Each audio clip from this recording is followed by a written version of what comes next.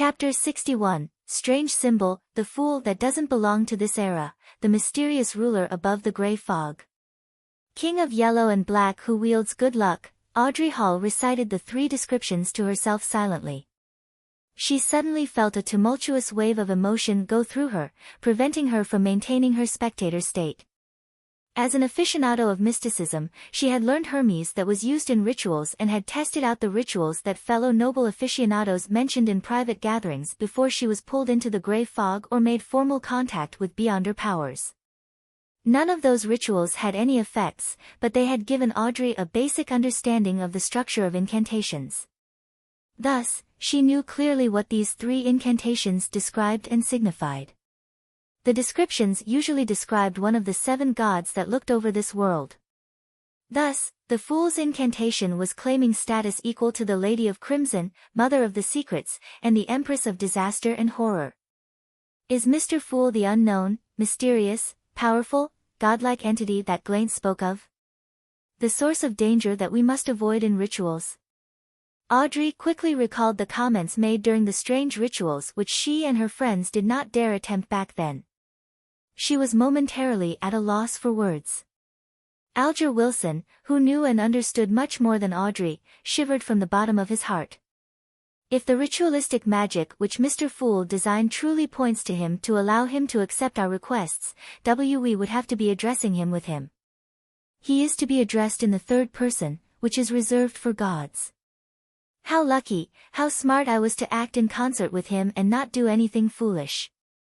Even when I was testing him, I did not step beyond the boundaries of normalcy.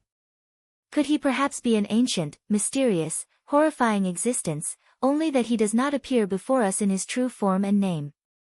The primordial demoness, the hidden sage, or the true creator which many mysterious churches believe in? Alger understood that the fool he was looking at now might not be his true form. He might not even have a gender or be a humanoid creature. Klein propped his forehead up with one hand and tapped on the table with the other hand. He acutely noticed the changes happening to the Hanged Man and Justice. But he acted as though nothing happened, as if everything was within his expectations. He continued without any care. I pray for your help. I pray for your loving grace. I pray for you to give me a good dream. Moonflower, an herb that belongs to the red moon, please bestow your powers to my incantation. Fingered citron, an herb that belongs to the sun, please bestow your powers to my incantation. He finished describing the incantations that belonged to another type of ritual. After he was done, he smiled.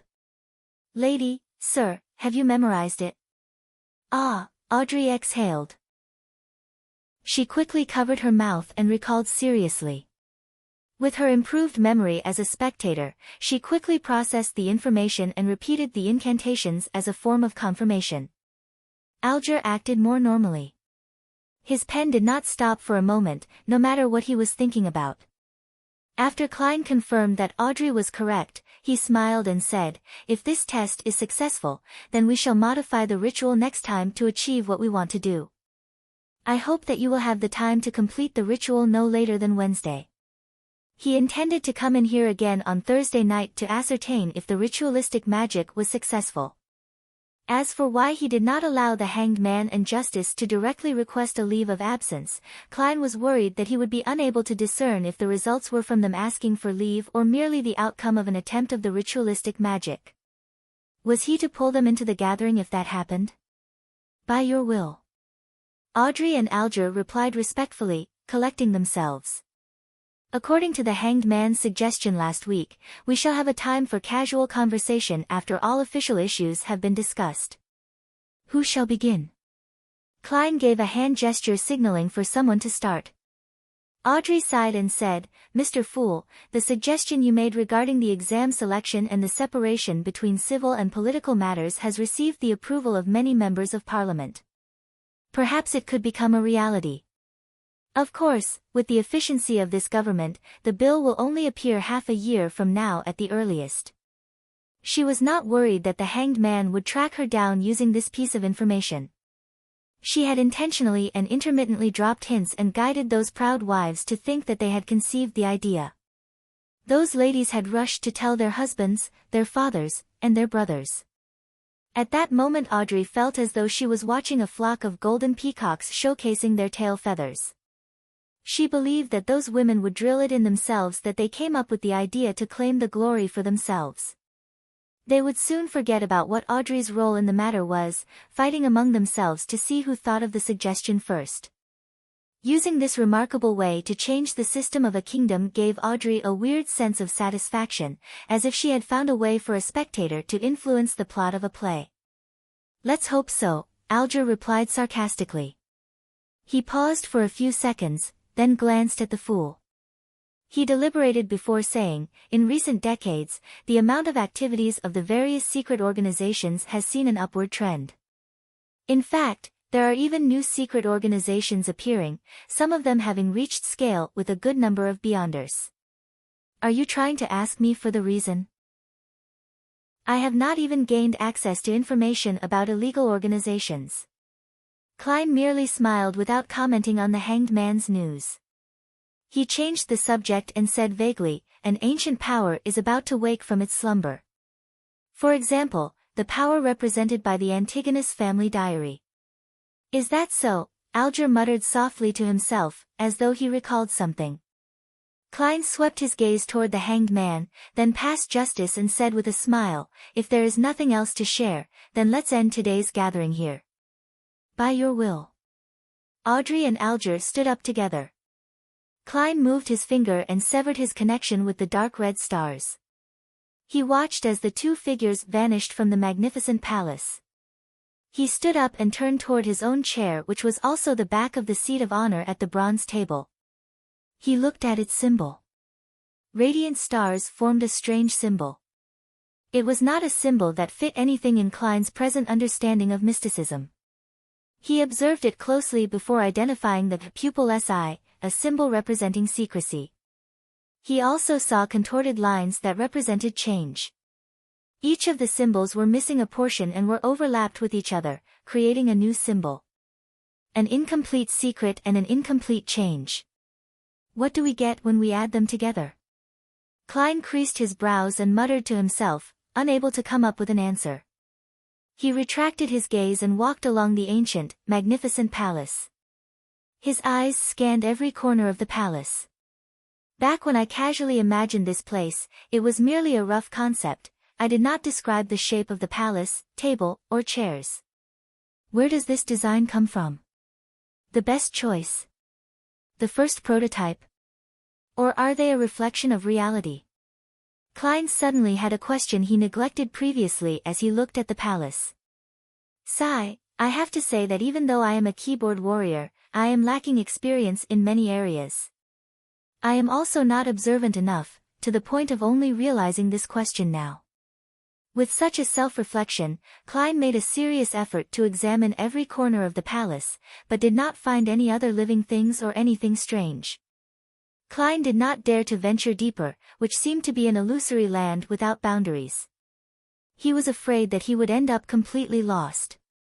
"Wow, this place is indeed filled with mysteries. Who knows if there will be any changes to this area when I become more powerful?" Klein sighed. He unleashed his spirituality and enveloped himself within, causing him to feel the rapid rush of plummeting. Everything flew past quickly. All kinds of illusions shattered. He tore through the grayish-white fog and saw reality. He saw the table, curtains, and clothes rack in his room. Backlund, Empress Burrow. Audrey saw the oil painting that hung on the wall. She felt the softness the down-feathered pillow under her head provided. She did not stand up immediately. Instead, she seriously recalled what had happened during the gathering, as if she was watching a play she had already watched. Mr. Fool had a certain confidence in his tone when he told us to try the ritual and gave us the descriptions of the mysterious ruler, the King of Yellow and Black. Confidence, Audrey exhaled as she was analyzing this silently, her body shuddering slightly. "Forget it, since I cannot fight it, there's no need to think too much about it. Mr. Fool has always appeared friendly, he should be an entity that has a respect for order." Audrey's mood improved rapidly. She thought about her acting, and the weakening backlash of the potion. She hummed a merry tune and got off her bed. She walked toward the door and adjusted her state of mind, taking on her state as a spectator. As she opened the door of the room, she saw a maid walking past. She saw the old calluses on her hands, the marks on her face, and other similar details. She could deduce many things from these observations. At this point, Audrey had a strange feeling. She quickly turned to look at the shaded corner of the balcony. She saw her golden retriever Susie sitting there, silently observing her, just like how she observed the maid. My goddess! Audrey's lips twitched as she sighed. She wanted so much to hide her face. On the Sonia Sea, in the heavily protected captain's quarters, Alger woke up and noticed that nothing had changed around him. It was as if nothing had happened. He sighed and thought to himself, an ancient existence. Klein, who had exited the ritual, pulled open the curtains. He took out his notebook and began writing once again. He recalled the contents of Emperor Roselle's diary, hoping to reinforce the memory through writing and prevent himself from forgetting it in the future. Klein reread the notes several times after he finished writing. Finally, he tore the notes up and incinerated them. I shouldn't forget the most salient points if I do this once a week. But with time and the increasing complexity of my missions. How unfortunate, I do not have better ideas for the time being. I have not learned any cryptography. Klein collected himself and stretched his neck. He planned on heading to the divination club. A seer was defined differently by different people.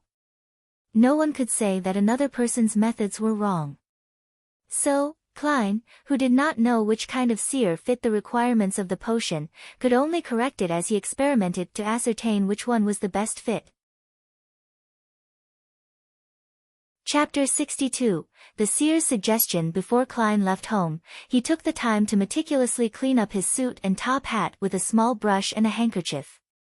Then, he washed his white shirt, changing into a similar linen shirt along with the only decent cheap coat he had. He then briskly walked out onto the street. First, Melissa's dress. Then, Benson's suit. Only then can I consider a second suit for myself. Money is never enough. Besides, we need to save money to buy porcelain tableware to receive our guests. Plus, I have to save money to buy a variety of materials related to mysticism. Klein sat on the public carriage and took note of the financial status at home. The more he did the math, the more he shook his head. He reckoned he needed at least a year to let himself, his brother, and his sister live as a middle-class family. Of course, that was without taking promotions and pay rises into consideration. The public carriage drove past the streets and stopped opposite to the Divination Club on House Street. Klein pressed down on his black top hat and hopped off the carriage. He walked along the familiar street and entered the club located on the second floor. He then saw the beautiful brunette, Angelica. There was a hint of swelled redness to her eyes, but she looked extremely relaxed. Klein raised his hand to tap his glabella lightly and carefully examined her. He found out that the grayness deep in Angelica's emotional colors had greatly dispersed. It had been replaced with sunlight-like whiteness. After taking it in, Klein walked over, took off his hat, and smiled. Madam Angelica, it's a lovely day today, isn't it? Angelica lifted her head and was briefly shocked. She then beamed and said, You are just like Mr. Vincent's cat. You don't make any sounds while walking, do you? You managed to tell. Hee, I forgot that you are a fortune teller skilled in face reading. She paused, then she gently bit her lip before bowing. Thank you. Thank you for your suggestion yesterday. I feel much better. I haven't been this relaxed, happy, and contented in a year. Upon hearing her show her sincere gratitude, Klein was infected with the joy and happiness she had. The corner of his lips lifted, and he said, It's my pleasure. As he spoke, he could feel his spirituality relax and turn livelier. Is this what the seer potion wants? A seer that can really help the inquirer? Klein pinched his glabella as though he was thinking before secretly tapping twice. It had to be said that he found the action of activating and deactivating his spirit vision in practice insufficiently inconspicuous. However, the problem was that he hadn't thought of a better solution yet. As he had just become a seer recently, his spiritually had yet to reach its limit, and the same was applied to his mastery. Hence, there didn't seem to be many suitable locations for an activation switch for his spiritual vision. The glabella was the best option by far. When I become a true seer after fully digesting the potion, I should be able to design a more inconspicuous activation motion. Klein nodded unnoticeably and walked towards the half-opened meeting room. Coffee or tea? Angelica asked hurriedly. Desi coffee. Klein answered. He planned on trying out all the drinks the Divination Club had to offer. Then, he saw that there were 6 or 7 members present, but not Hannes Vincent, who was almost always was. Mr. Vincent isn't here. Klein stopped in his tracks and asked a passing question. Angelica was taken aback as she said, Mr. Vincent doesn't come every day. He accepted an invitation to give a lecture for a divination organization at Inmat Harbor. Are you looking for him? Not at all. I was just curious. After all, I've seen him every time I've come here. Klein shook his head with a smile. Meanwhile, he realized that there was a familiar face among the 7 members present. Glassy, who had divined for him before, was present. Glassy was reading some information on the table with his monocle when he suddenly sensed someone looking at him. He lifted his head, cast his gaze. Obvious joy suffused his face as he propped himself up with both hands and stood up. He dashed towards Klein and stopped before him. Good afternoon, Mr. Moretti. I have been wondering if you would come today. I heard from Angelica that you are not a doctor, but a fortune-teller who is good at face reading. Klein smiled. That's not the only thing I'm good at. Mr. Glassy. You no longer seem plagued by your ailment. He pinched his forehead and tapped his glabella twice. He noticed that Glassy's health colors had returned to normal. Yes, I was very regretful for not taking your suggestion back then. Luckily, there is a very amazing apothecary near my place. He gave my wife a magical medicine which brought me away from death, Glassy said emotionally. As a quasi-member of the Nighthawks, Klein asked out of occupational interest, very amazing apothecary? Very magical medicine. Magical? How magical? Is it within the range of Beyonders? He said that it was a kind of folk medicine from Lemberg. In short, it helped with treating my illness a lot, Glassy answered, without noticing anything abnormal about the question. Folk medicine apothecary? Klein tapped his glabella as though he was thinking. What's his name? Where does he stay? As you know, even a fortune-teller can't guarantee that they would remain in the pink of health all the time. Perhaps, I will need to go to purchase some medication from him in the future. Klein learned from his teacher and classmates that the current health system in the world was in a nascent state.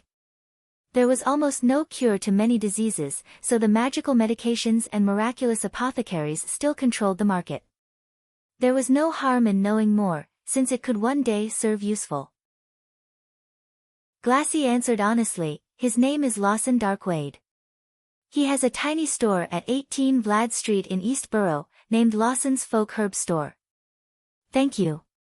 Klein remembered it and spoke sincerely. Glassy turned around and invited him to sit beside him. At that moment, Angelica came over to serve the coffee she brewed. Compared to Southville coffee, Desi coffee is more fragrant, but has quite an inferior taste. Klein took a sip and savored it for a moment. Glassy hurriedly deliberated his words when he saw Klein put down his white porcelain cup. Mr. Moretti, can I request a divination from you? I will pay according to a price you set. 8 pence is sufficient. I will not raise the price out of the blue. Klein was hoping that someone would request his divination services.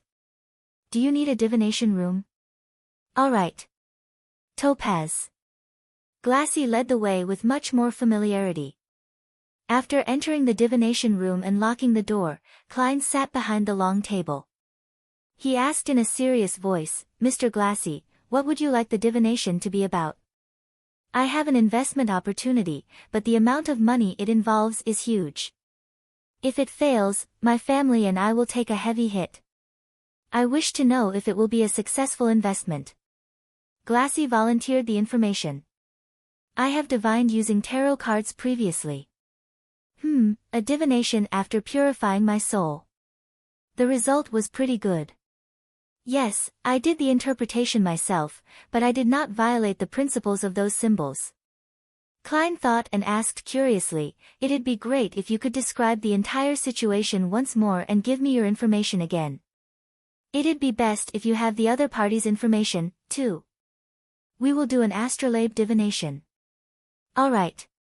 Glassy organized his words and said, when Mr. Lenivas examined the Hornacis mountain range, he discovered a gigantic mine rich in high-quality iron ore. He poured in all his savings to buy that land and hired a professional company to survey it. The result was a heartening one.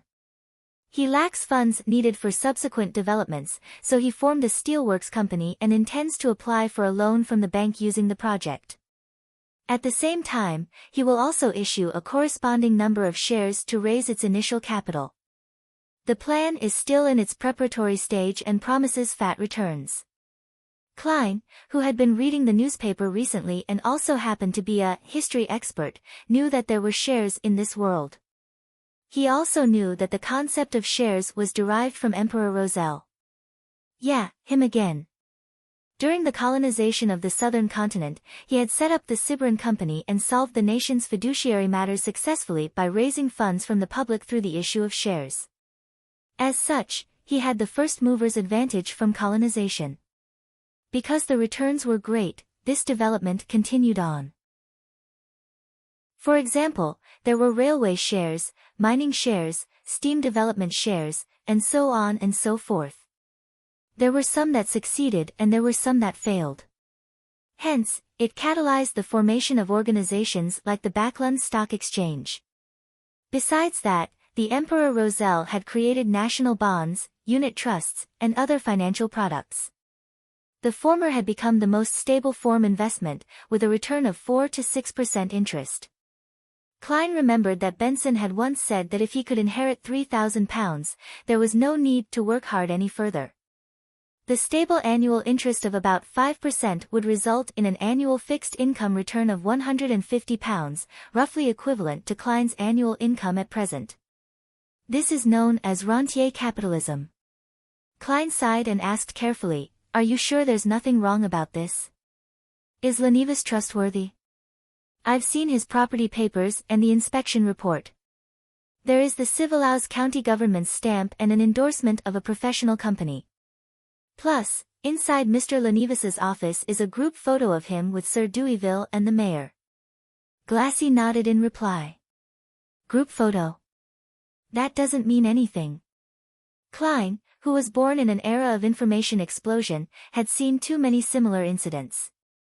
He didn't buy the story because of that. However, it didn't matter if he believed it or not.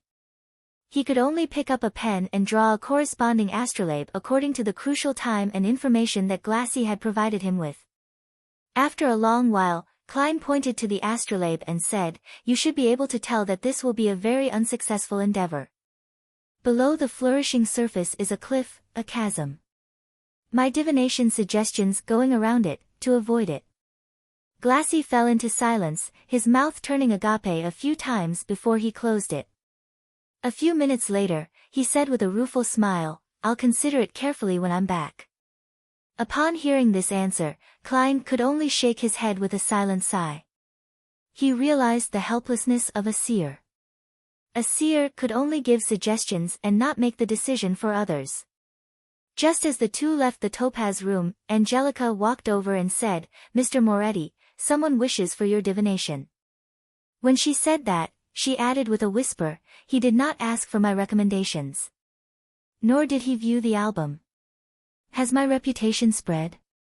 Klein turned towards the reception hall in puzzlement. Chapter 63, Dream Interpretation. Klein proceeded a few steps forward and saw the client. He was dressed in a formal black suit and a half-top hat. He held a gold-inlaid wooden cane and his short blonde hair flared from the sides. His nose was aquiline like a hawk's beak. Anna's fiancé. The Joyce Meyer that went through a terrifying ordeal. Klein, who had seen him in his dream divination, immediately greeted with a smile, "Good afternoon, Mr. Meyer." "Good afternoon, Mr. Moretti." Joyce took off his hat and bowed in greeting. "Thank you for the advice you gave Anna. She cannot stop praising how miraculous you are." Klein chortled and said, "I did not change a thing. You should be thanking yourself. Without your determination and your hope for a better tomorrow, you wouldn't have been able to overcome such an ordeal." After the exchange of pleasantries, Klein could not help but lampoon inwardly. Does this count as mutual professional bootlicking? In all honesty, I still find my coming back alive a dream. I still cannot believe that I survived wave after wave of terrifying ordeals. Joyce shook his head wistfully. Without waiting for Klein's reply, he asked curiously, "You knew who I was the moment you saw me. Was that because of my unique nose, or because you divined that I would visit you?" "I had your detailed information." "That is enough for a seer," Klein answered vaguely, behaving like how a charlatan would. Joyce was indeed stunned. More than 10 seconds later, he squeezed a smile. "Mr. Moretti, I wish to request a divination from you." The moment he finished his sentence, he suddenly realized something. Mr. Klein Moretti had addressed himself as a seer, not a fortune-teller. A seer. "All right, let us head to Topaz." Klein gestured. At that moment, he felt as though he should have worn a long black robe. He tried to keep his words to a minimum to accentuate the mystique of a seer. Joyce Meyer locked the door behind him after entering the divination room. While he observed his surroundings, Klein seized the opportunity to tap his glabella twice and activated his spirit vision. Joyce sat down and set his cane down beside him. He pulled on his black bow tie and said hoarsely, "Mr. Moretti, I wish for you to interpret my dream." "Dream interpretation?" Klein acted as though it was within his expectations, but was merely asking for confirmation. He saw that the colors representing Joyce's health were dull, but none of them signified an impending illness. The colors symbolizing his emotions were predominantly blue, and its darkness showed that he was obviously high-strung. Joyce nodded seriously. "I have had the same horrific dream every night ever since the Alfalfa arrived at Enmat Harbor. I know that this could be associated with the trauma of the ordeal and that I should go see a psychiatrist, but I suspect that this is no ordinary dream. A normal dream would definitely have some details that are different even if they recur every night, but this dream is, at the very least, constant in the parts which I can recall." To a seer, these kinds of dreams are seen as revelations given by the divine, Klein said, half consoling and half explaining. "Can you describe the dream to me?" Joyce clenched his fists and up to his. He thought deep for a moment before saying, "I dreamed that I was falling from the Alfalfa into the ocean. The ocean was dark red, as if it was filled with rotting blood. As I fell, I was grabbed by a person on the boat. I could not identify him, but I know that he was very strong. And I was also holding onto a person in an attempt to save him from falling into the sea. I know that person. He was a passenger of the Alfalfa, Eunice Kim. Because of his weight and his struggling, I could not bear the weight and could only release my hands and watch him get devoured by the sea of blood. At that moment, the person above me also released his hand. I flailed my arms, hoping to grab onto something, but there was nothing. I could only plummet rapidly. Then I wake up in horror, sweat covering my back and forehead." Klein held his forehead and gently rapped it as though he was thinking. He then organized his words and said, "Mr. Meyer, nightmares, similar nightmares, and repeated nightmares, these are all psychological problems and have a corresponding source. The same nightmare recurring time and time again is a reminder from your spirituality. It is also a revelation given to you by the divine." Upon seeing Joyce appearing confused, he elaborated, "Do not have any doubt, an ordinary person's spirituality is also capable of giving reminders. I do not know what exactly happened on the alfalfa, but I can see that it was a tragedy of blood and steel. It has left a deep trauma in you. Seeing Joyce nod slightly, Klein continued, you must have been very horrified, very fearful on the ship. It is easy for a person to lose their observational skills when overwhelmed by such intense emotions, thus missing signs that they should not have been missed. This does not mean that you have not seen those signs, but you have disregarded them, you understand? Disregarded. In your subconscious, in your spirituality, the details that you have missed are present all the same. If the thing that the detail is pointing toward is important enough, then your spirituality will remind you in the form of a dream. Previously, I had similar case of disregarding a feeling, only to later realize that the diary was with Ray Bieber. But I was more sensitive and had stronger spirituality. I was also more knowledgeable about mysticism and thus could make a deduction more quickly. Klein paused for a few seconds and looked into Joyce Meyer's eyes. Did Mr. Eunice Kim, who you let fall into the sea of blood, requested you of something on the boat, but was ultimately unable to escape his fate? Joyce fidgeted his body unnaturally.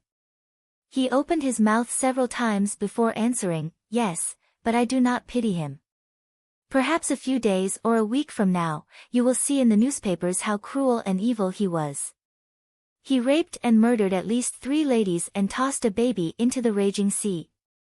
He also led a bunch of savages who had lost their rationality and brutally massacred the passengers and crew of the boat.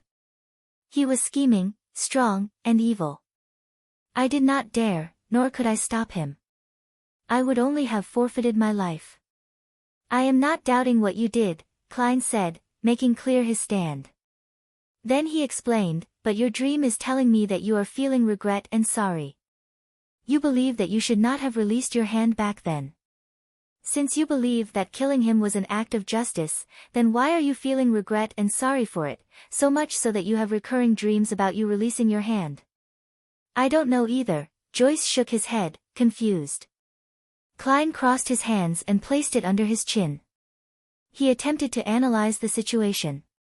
Incorporating what I just described, it seems you have missed certain details.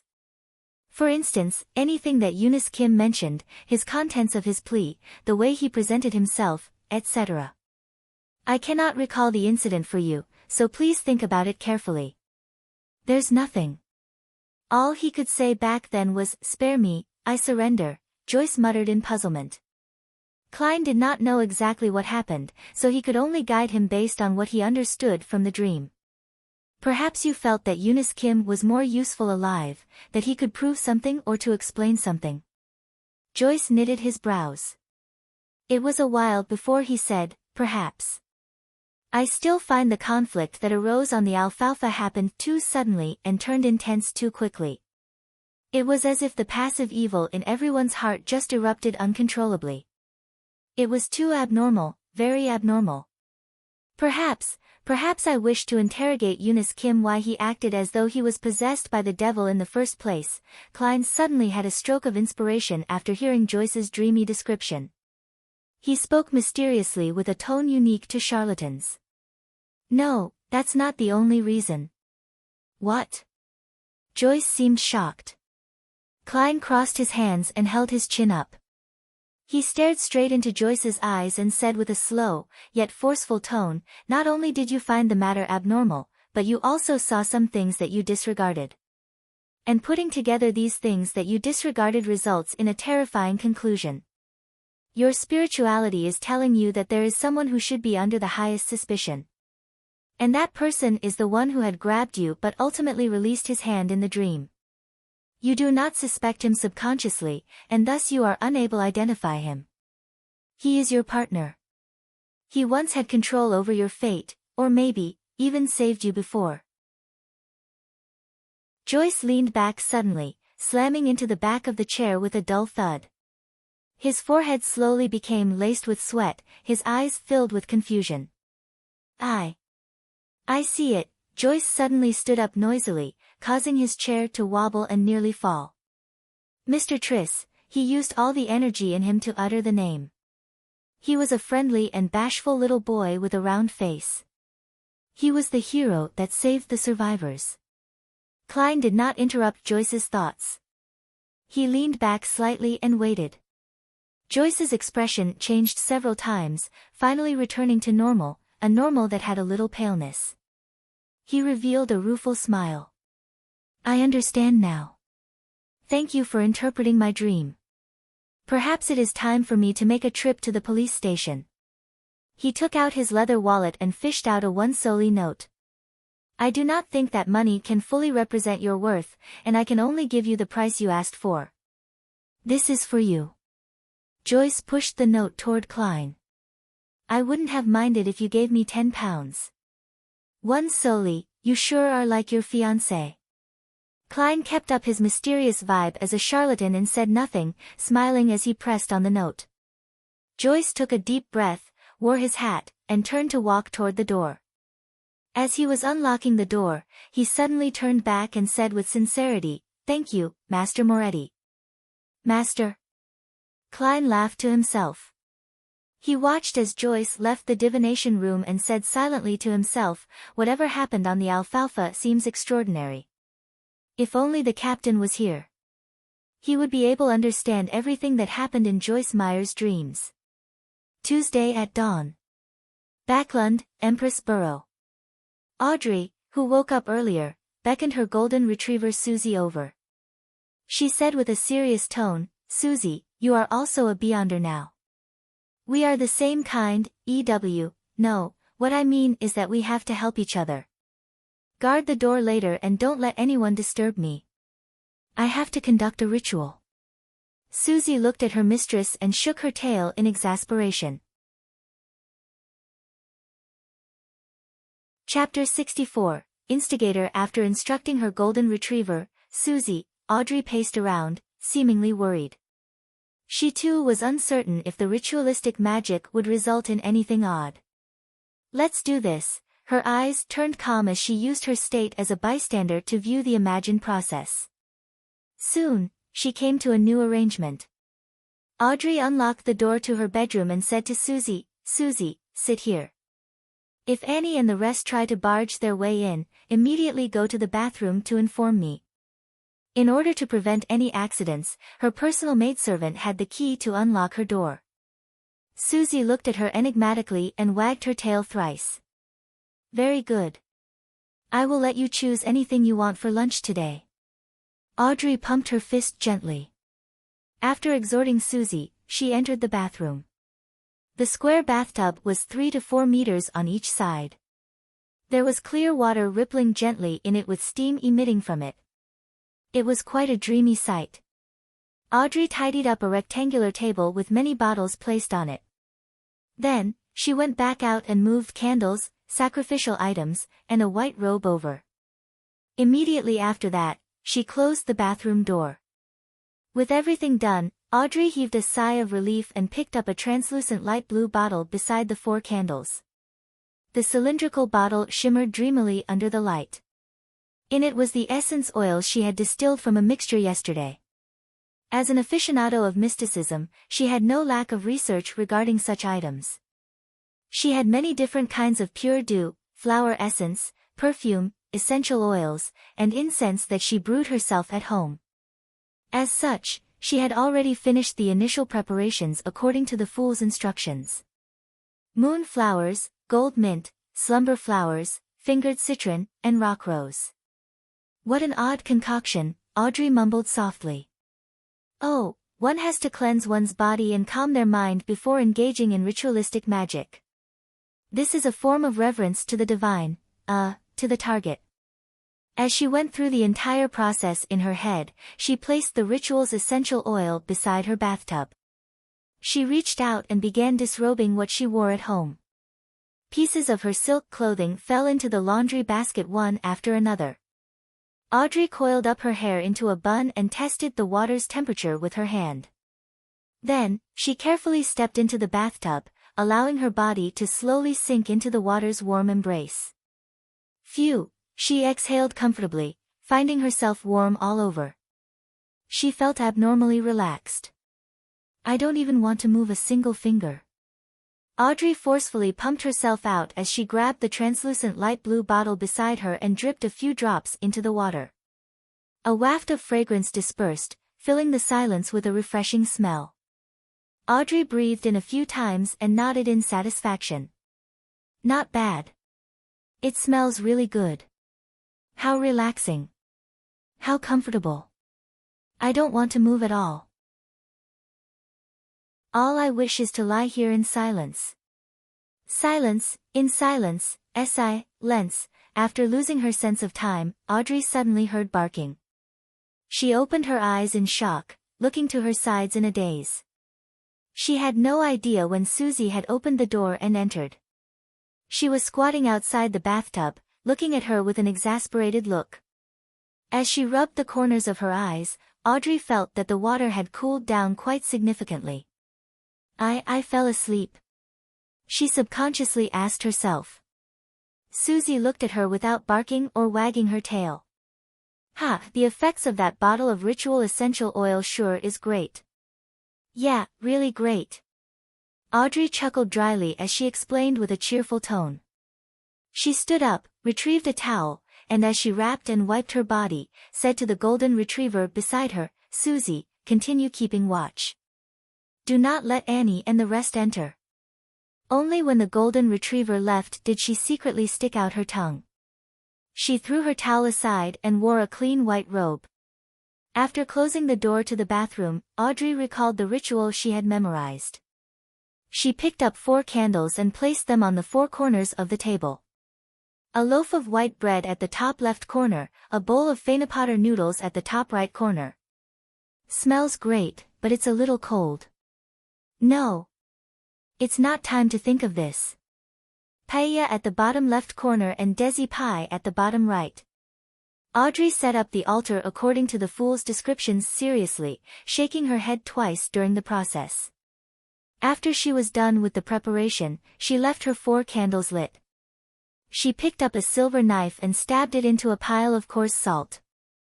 After narrating the sacred incantation in Hermes, Audrey raised the knife with beautiful patterns and placed it into a cup filled with clear water.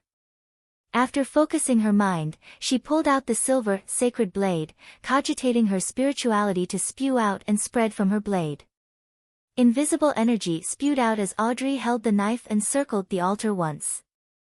When she felt that a spirituality wall was fully erected around her, she expelled all the uncleanliness and distractions outside.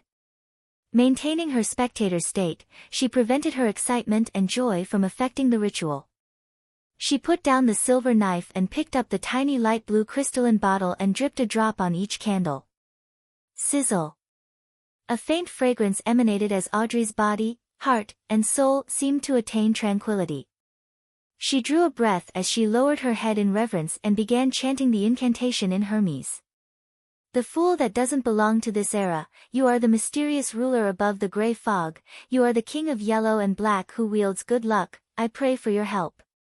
I pray for your loving grace. I pray for you to give me a good dream. Moonflower, an herb that belongs to the red moon, please bestow your powers to my incantation. Fingered citron, an herb that belongs to the sun, please bestow your powers to my incantation. Right after Audrey chanted the incantation and hoped to cogitate the contents of her plea, she felt there was a stir within the spirituality wall. She saw a dark red star swirling on the back of her hand. Her heart leaped as she hurriedly closed her eyes and calmed her heart to plead sincerely. When everything was over, she surveyed her surroundings wondrously, but did not find anything odd. Is that all? Audrey knitted her eyebrows slightly as she whispered. The king of yellow and black who wields good luck. The fool that doesn't belong to this era. In the Blue Avenger's captain cabin, Alger Wilson in his windstorm robe was silently reciting the 3 lines of description he had heard in the afternoon. He seemed to be attempting to find clues of the person's identity through it. He shook his head and stood up in a clearly vexed manner, but ultimately did not do anything. Alger was not at ease inside the Blue Avenger, an ancient ship that was a relic from the Tudor dynasty. Although he was already in control of the ship, he had a gut feeling that there were still many hidden secrets, just like the Blood Emperor. Therefore, he planned on using the ship to test the fool's powers but did not wish to attempt the unknown ritualistic magic on the ship. Alger ruminated for a few minutes before leaving the captain's cabin and went on deck. He said to the few sailors, "We will be reaching the Rorstad archipelago soon. We will be anchoring there for a day."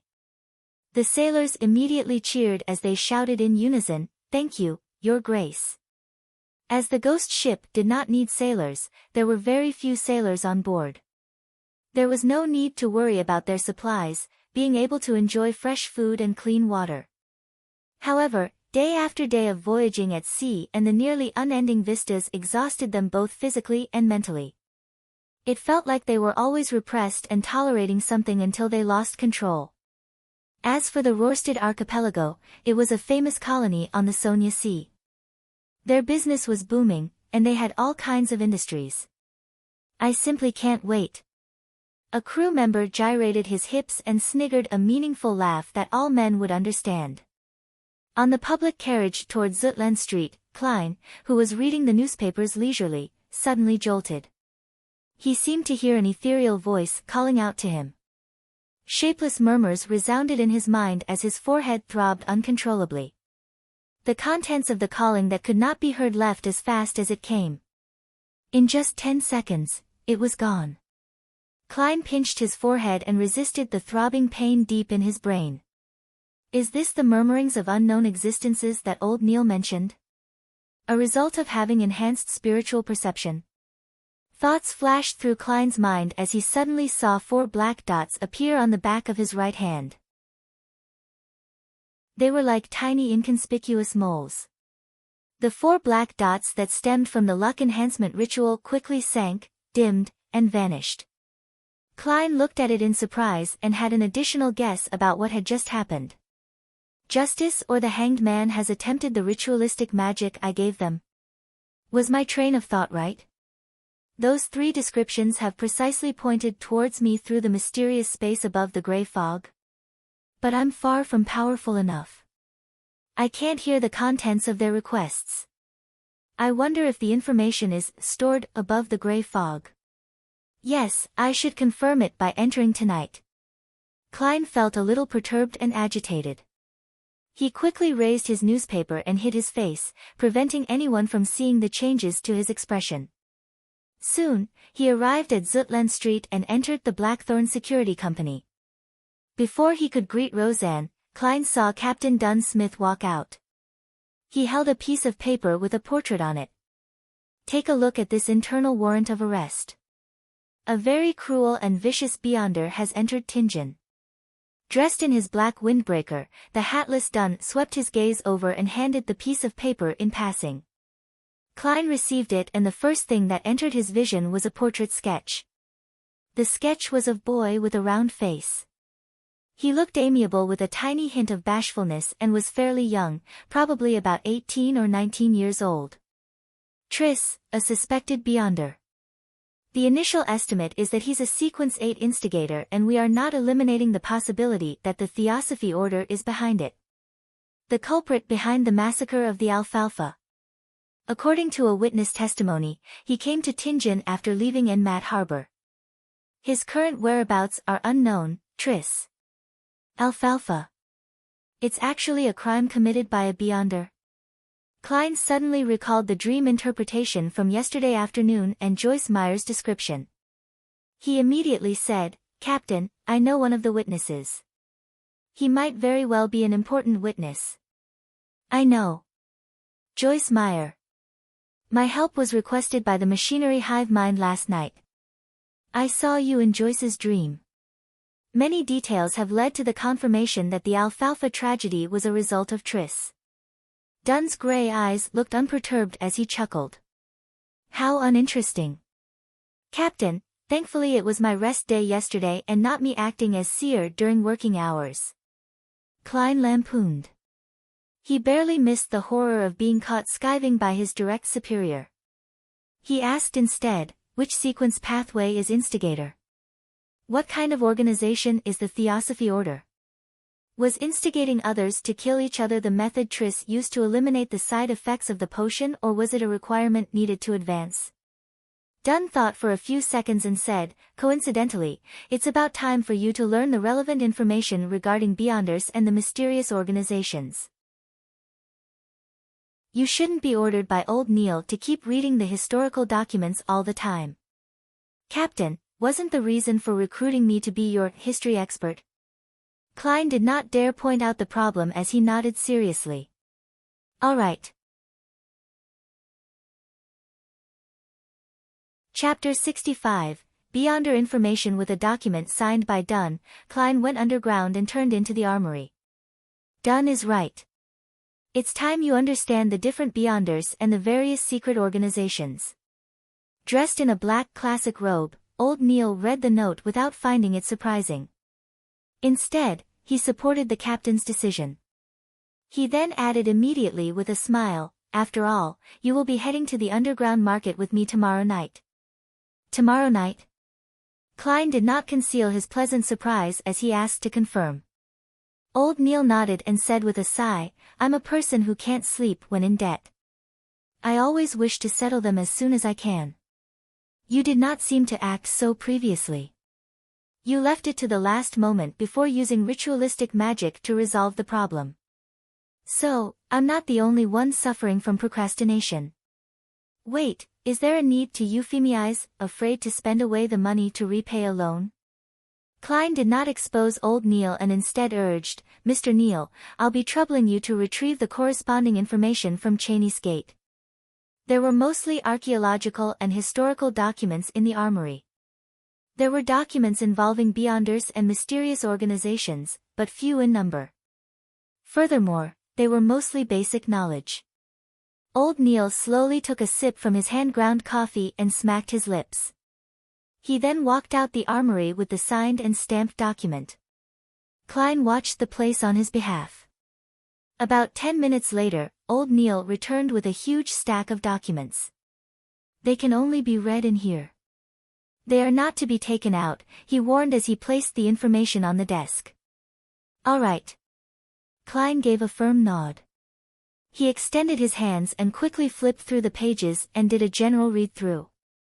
Very detailed. As expected of the Nighthawks' internal documents. As expected of a church with 4,000 years history or even more. Klein sighed inwardly as he glanced through the documents. Not only did the documents introduce the various secret organizations, it also listed down many of the sequence pathways. It was very complete. Some of them only wrote the potion name of the corresponding sequence while others only described the Beyonder abilities of the corresponding sequence. Some were completely missing and left blank. While holding back his excitement, Klein found the sequence pathway that led from Seer. He ruffled through the pages and soon found a familiar word. Then, his delighted expression quickly froze because there was no corresponding potion name, sequences 7 and 8, after Seer. Thankfully, the abilities of the two following sequences are present. Klein silently exhaled as he calmed his mind and read the description seriously. Sequence 8, potion name unknown. The corresponding Beyonder is good at fighting with artifice and very crafty. Good at fighting with artifice? This is the next advancement of Seer. Why does it feel odd? I'm not a hunter. Am I going to become a melee mage? What does crafty mean? My intelligence is enhanced, making me good at fooling the enemy. Klein was stunned. He even suspected that the Nighthawks' information was wrong. There were corresponding case studies appended, but he could not find a reasonable explanation despite reading it repeatedly. He cast his gaze lower as the description of sequence 7 entered his eyes. Potion name unknown. The corresponding Beyonder is good at many spells that can be quickly cast. Fuses one's body's skill and supernatural powers as one. That's more like it. This is what an advancement of a seer should sound like. Klein heaved a sigh of relief. After seeing the case studies of sequence 7, he cast his eyes to the overall description of the pathway. This sequence pathway was first established by the Solomon Empire's Zeradal family. During the conflicts of the Fourth Epoch, the family was not fully destroyed. The family's name was occasionally heard in the history of the Fifth Epoch. It is suspected to be connected to the ancient organization, the Secret Order. Zeradol. Upon seeing this name, Klein's eyes constricted. He had just seen this name appear in the remnant diary pages of Emperor Roselle yesterday afternoon. Roselle's acting came from a reminder by the mysterious figure known as Zeradol. Because of that mysterious Zeradol, Emperor Roselle regretted not choosing seer. Therefore, I was indirectly influenced, turning me into a seer. It makes acting return to the embrace of the seer. It feels like it was all predestined. Klein knitted his brows and felt that things were somewhat different. Just from the logical chain, he did not feel that there was anything wrong in any aspect. However, in the domain of mysticism, predestiny often manifested things and involved new problems. In addition, transmigration is quite a baffling matter. It's just confusing. And the guy I've possessed tried to commit suicide because of the lost notebook of the Secret Order. Klein thought for quite a while and had many guesses, but lacked the information needed to prove them. Phew. After repeatedly reading the information, he finally suppressed his ideas and read the other records. He first found the sailor sequence and discovered that it indeed belonged to the Lord of Storms. For an old opponent that they haven't faced for perhaps more than 2,000 to 3,000 years, the Nighthawks' internal records were rather detailed. Sequence 8, Folk of Rage. Ancient name, Guardian of the Windstorm. The corresponding Beyonder can release several strikes that exceed ordinary thresholds when enraged. Their strength and speed are greatly enhanced. Facing them is like facing a storm. Sequence 7, Seafarer. Ancient name, Windstorm Priest. The corresponding Beyonder is also a scholar of astronomy and geography. They have an intuitive grasp of magnetic fields, ocean currents, wind direction, and clouds. A boat with a seafarer will never get lost at sea. They are even more beloved by the oceans and gain enhancements in every aspect at sea. They are friends of water. They can act freely underwater for more than half an hour. They can cast a limited number of water-related spells. Some are a result of their own capabilities and some are a bestowment from the Lord of Storms. For example, a Sequence 7 Seafarer is very powerful. Klein nodded while in deep thought. He suspected that the Hanged Man was a guardian of the windstorm, if not a seafarer. From how he has recently advanced, it was more likely he was the latter. This also indicated in a way that the Hanged Man was either a member of the mandated Punisher or a pirate who had been secretly absorbed by the Church of the Lord of Storms. Impressive. Impressive. Klein flipped back a few pages and found the advancement of Spectator. He discovered that the description was identical to what the Hanged Man had said. Sequence 9 Spectator was like a seer. They lacked direct combat means and could only observe a target to obtain information, gleaning the true thoughts of the target. By doing so, they could provide subtle influences and guidance to cause situations to develop in a way they wish. Sequence 8 Telepathic was the advancement of Spectator. Their observation was not only limited to superficial details, but deeper into one's aura, ether body, or other mysterious domains. The combination of the two allowed a telepathic to precisely understand a person's thoughts as though they could read their minds. In front of them, it was difficult to have any secrets.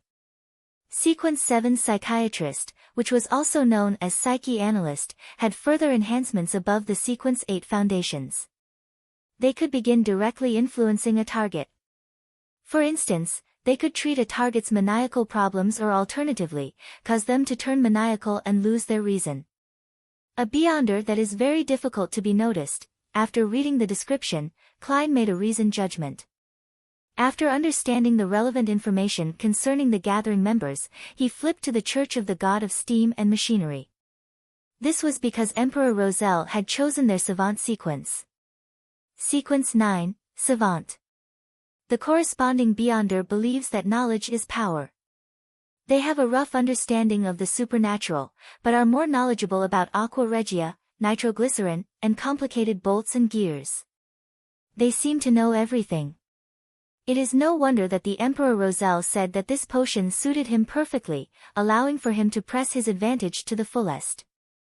Klein understood completely as he shifted his eyes down.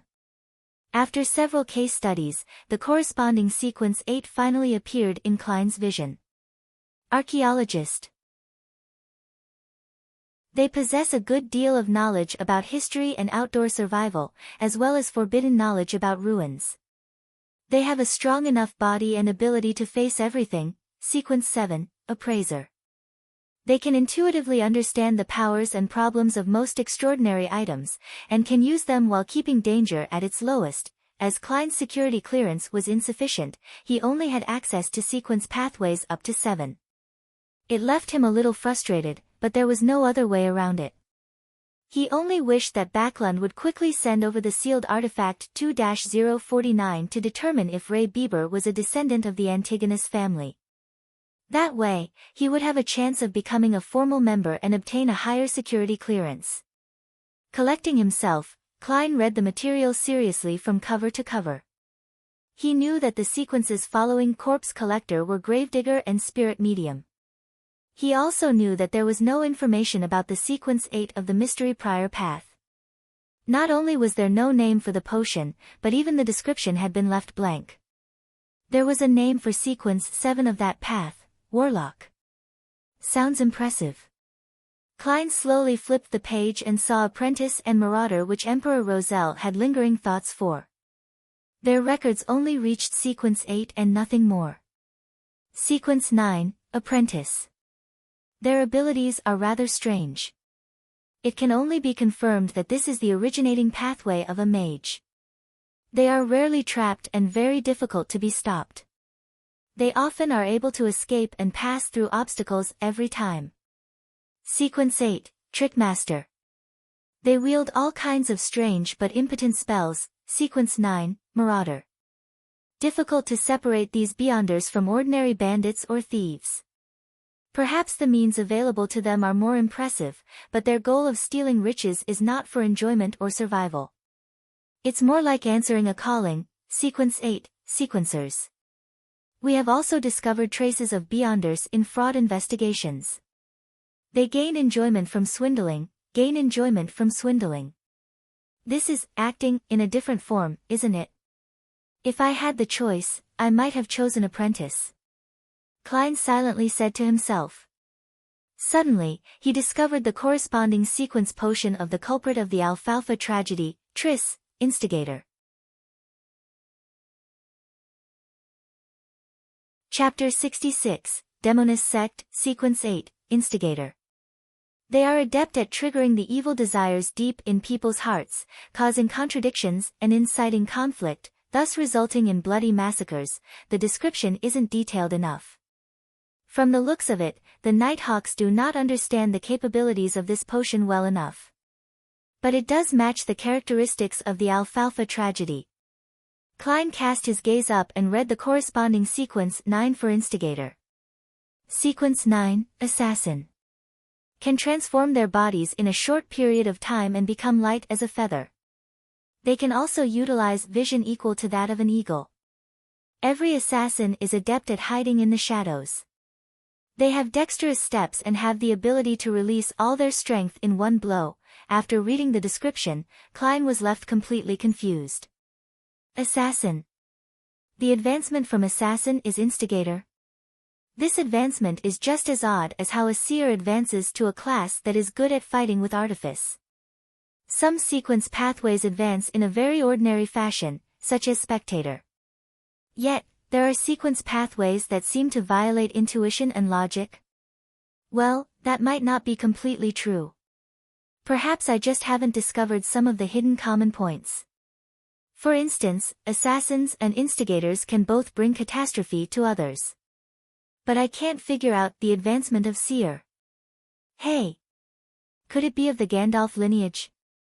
After adding some supportive magic, the other attribute points are dumped into strength and techniques? As Klein lampooned in a speechless manner, he silently shook his head. He flipped to the section about the secret organization, the Theosophy Order that involved instigators. Theosophy Order. A secret organization that appeared in the 5th epoch, which is the early era of the current epoch. They believe that the mind is fundamental to a person, while the physical flesh is a cage that restrains the mind. The reason why humans do evil is a result of the physical body's influence. One has to use their spirituality to obtain knowledge, allowing the mind to gradually extricate from the body. Then, through the trials of the stars, they will eventually be separated from the material world, returning to the purest and truest self, obtaining eternal redemption. Therefore, many extremist members of the Theosophy order will make destroying the bodies of others their goal, which has led to many bloody massacres. It is obvious that they possess two sequence pathways. The first is the more common apprentice and trickmaster potions among their members. The other sequence comprised of assassin and instigator rarely appear. There is currently no evidence that indicates that the Theosophy order possesses sequence 7 or higher potions. It is unknown how the Theosophy order established itself. Their possible origins can only be analyzed using the two sequence pathways. Firstly, the apprentice and trickmaster sequences easily remind people of the Abraham family of the Trickmaster dynasty in the 4th epoch. The Tamara family, tied to the Abraham family through marriage for extended periods of time, cannot be eliminated as well. Secondly, assassin and instigator point towards the demonist sect. The Abraham, Tamara, Antigonus and Zeradal families, the Solomon Empire's Dark Emperor, the Tudor dynasty's Blood Emperor, the Trunsoist Empire, and the Jacob and Ammon families that the Hanged Man had mentioned. There are really lots of secrets buried in the history of the 4th epoch. There might be a lot of facts too. Klein was astounded from what he read. He had a deep appreciation for how the history of the 4th epoch was clouded in fog. The outline he could see through the fog left him shuddering involuntarily. It was as though he could imagine a thriving era of Beyonders, an epoch with blood and strangeness in a concerted dance or horror and distortion in a symphony. Klein drew in a silent gasp and flipped through the book, but did not discover any corresponding descriptions of the demonist sect. He looked up and saw old Neil wrestling with some filter paper with his hand-ground coffee. He asked sincerely, "Mr. Neil, what organization is the demonist sect? I can't find any introduction about them in the documents." Old Neil was in no hurry to respond. After wrestling with his coffee, he chuckled and said, "Your security clearance isn't high enough. Even with Dunn's permission, you would not be able to read the relevant information. It can also be said that a lot of the information is only available in the Holy Cathedral and isn't stored behind Tinjin City's Chinese Gate. Perhaps wait till the day you become a captain of the Nighthawks. You would be sent to the Holy Cathedral for training and would then be able to access them. I do not understand much about the demonist sect. All I know is that they worship the primordial demoness. They believe that this secret existence is the true inheritor of the Creator. She was born out of the chaos and was the earliest to be born from the Creator's body. She is also the ultimate ender that ends everything. Their sequence pathways are related to this because to obtain the favor of the primordial demoness and to approach this secret existence, the upper echelons are all female. This is also why they are called the demonist sect. Anything else is not something a formal member like me will know. I've heard that the demonesses make it their mission to spread catastrophes. Spread catastrophes. This does match the hidden commonality of assassin and instigator. But this Mr. Trist's future seems bleak. The subsequent potions seem to be more suited for females. Kleins nodded slightly before he continued reading the information. After he finished reading, he realized that the secret organizations were a lot more than he imagined. But on second thought, he found it very ordinary. After all, this world had so many years of history underlying it. There was once an era when Beyonder powers were extremely active. According to the provided information, Klein categorized the secret organizations into three based on era. First were the ancient organizations born in the 4th epoch. They included but were not limited to the Moses Ascetic Order, Secret Order, and the Blood Sanctifies sect, which were followers of the devil. However, the information only mentioned the demonist sect. The second was the secret organizations early in the 5th epoch, the present epoch. For instance, the Theosophy order or the death-worshipping Numinous Episcopate. There is also the Life School of Thought, which employs a master-disciple heritage, and the Rose School of Thought, known among Beyonders for its bloody sacrifices. The third category were new organizations that appeared in the recent century or two. They include the Aurora Order, the Iron and Blood Cross Order, the Element Dawn, and the Psychology Alchemists, which Klein learned about much earlier. Apart from them, there were other organizations that did not do anything major. Benson and Melissa must have never imagined that the world is so dangerous. It's not only limited to wars. Klein shook his head with a wry smile. He stacked the classified documents neatly before pushing it to old Neil. Meanwhile, he added silently in his heart, "Please don't let my tarot club be on the list." Old Neil never suspected that a leader of a secret organization was sitting opposite to him. He chuckled and took the documents and headed to Cheney's gate. Klein sat there and wondered if he should divine the location of instigator Triss. But he abandoned the thought after less than 20 seconds. After all, he only had a vague idea of Triss' appearance and did not know if the name was genuine. If he could figure out his location with that, he would not be a seer, but a prophet. By the time old Neil returned, Klein had straightened his thought processes and continued his revision of mysticism studies to grasp even more forms of ritualistic magic. He spent the day studying and revising. He did not participate in the joint operation needed for capturing instigator Triss. He did hear that the delivery of sealed artifact 2-049 from Backlund had been delayed due to some reason or another. The actual time of arrival was still pending. As he had earned nearly 2 soli from yesterday's divination, Klein spent 10 pence to buy a 2-liter barrel of Enmat beer for Benson on the way home. He also bought some lemon cakes fresh out of the oven for Melissa. "Klein, I know you care for us deeply, but there's no need. There's no need to keep spending money on such matters," said Benson after he saw the tiny barrel of beer and deliberating over his words. Melissa stood beside him and nodded slightly. "This is probably how our consumerist habits differ." Klein sighed in amusement. Curious about why our upper echelons are all female? That is the answer. Chapter 67, Response. The crimson moon high in the sky hung silently in the darkness. It illuminated Tianjin City, the city of universities, as it gradually fell silent.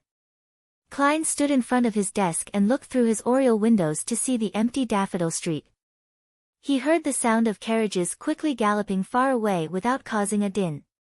He picked up his vine-leaf-patterned silver pocket watch and snapped it open.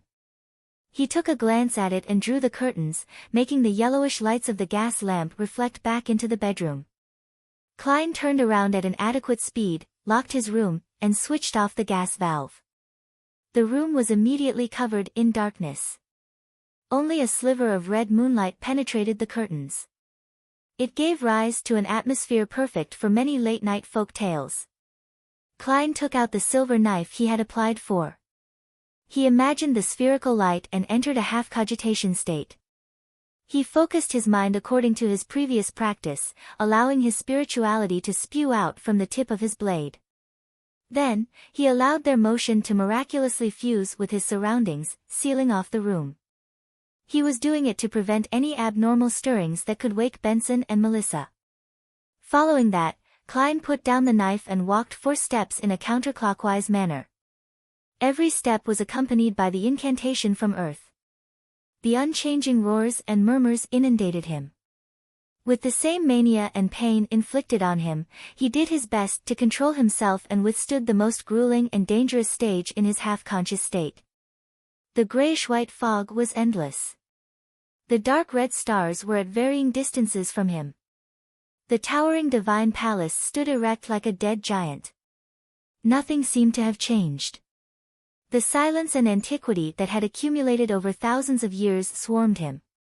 "No, there is a change," Klein silently muttered to himself.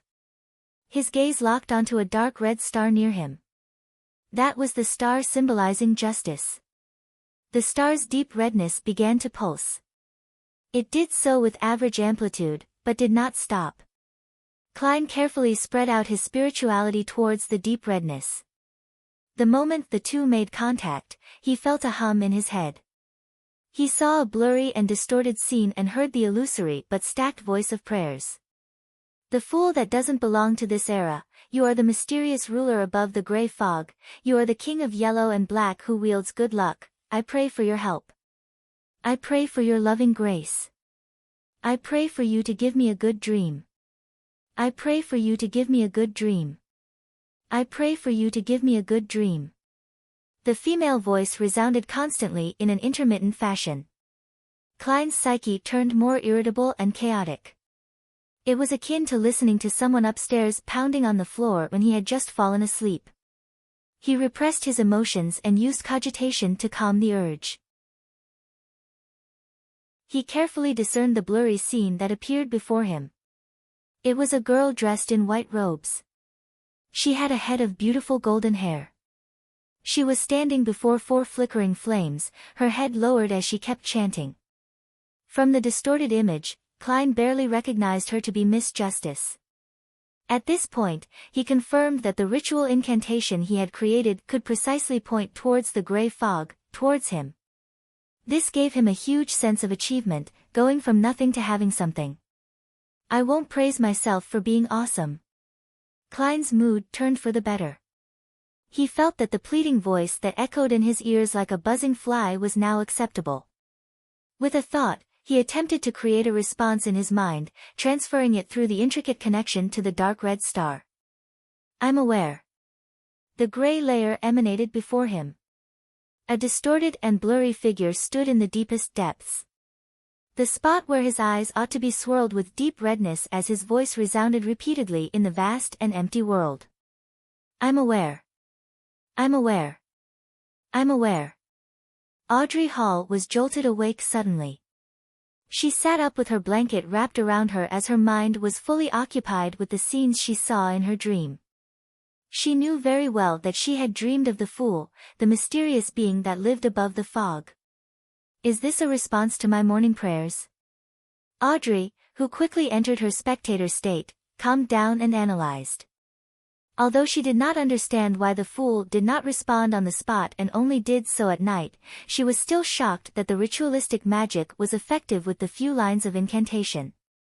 In the past, she had prayed to the Evernight goddess, but had never received any response. Even if Mr. Fool was not a god, he is likely not far from being one. Audrey slowly inhaled before slowly exhaling. Since he was a powerful existence that she had no means of resisting, she quickly threw aside her worries. She began considering what to do next. First, I have to completely digest the spectator potion. My acting is still pretty good. Second, I have to seek out the psychology alchemists. Third, I should try to obtain the telepathist potion formula from Mr. Fool or clues regarding the psychology alchemists elsewhere. However, every godlike existence should have a complete sequence pathway that belongs to them. They might not know the formulas of other sequence pathways. A new Beyonder organization like the psychology alchemists might not be able to garner Mr. Fool's attention. With the connection severed, Klein sat at the bronze table's seat of honor in a rather good mood. He was completely covered in gray fog. He leaned back and clenched his fist to cover his mouth. He recalled and analyzed the process. At that moment, he was the only living being in the world of the gray fog. Apart from that, there was absolute silence. It seems I can only pass information over and am unable to use the powers in here. From the looks of it, my idea of manipulation would not work. Klein kept prodding his mouth as he silently made a conclusion. He had originally planned on attempting to bind his body with the world of the gray fog in the same manner if the incantation and ritual proved effective. As such, he could then leverage all the power of this mysterious space. If that happened, he could pray to himself, and through such a manipulative manner, he could go around the limitations, the mysteries, and the danger, allowing him to fully use the gray fog world. For example, he could first conduct a ritual and pray to himself for spells. Following that, he could come above the gray fog and answer his own request and bestow it. From the looks of it, I was being too idealistic. My understanding and control of the gray fog world has not reached that level. Klein shook his head in a self-deprecating manner and planned on leaving. At that moment, he saw the dark red star that represented the hanged man begin to pulse. He heard an ethereal and formless voice spread out. I coincidentally chanced upon the hanged man's ritual. Klein nodded in thought. He sat at the seat of honor of the long bronze table and extended his hand to tap on the star. His spirituality spread as it touched the pulsing deep redness. He heard the hanged man's heavy and repeated prayers along with a blurry scene. The hanged man was draped in a pure black robe in the scene. He stood in front of 4 plumes of fire. The surrounding spirituality had formed a wall, isolating him from any external influence. Klein did not immediately respond. All he did was watch and listen silently. You are the king of yellow and black who wields good luck, I pray for your help. After the hanged man finished his prayer, he waited for a while. Seeing that there was no response, he began dismantling the spirituality wall, extinguished the candles, and tidied up the altar. Finally, he swiped his extended hand as aqueous light spread out, making the altar table look brand new. Water-based spell. The bestowment of the storm. The hanged man is indeed at least a seafarer. Klein nodded slightly.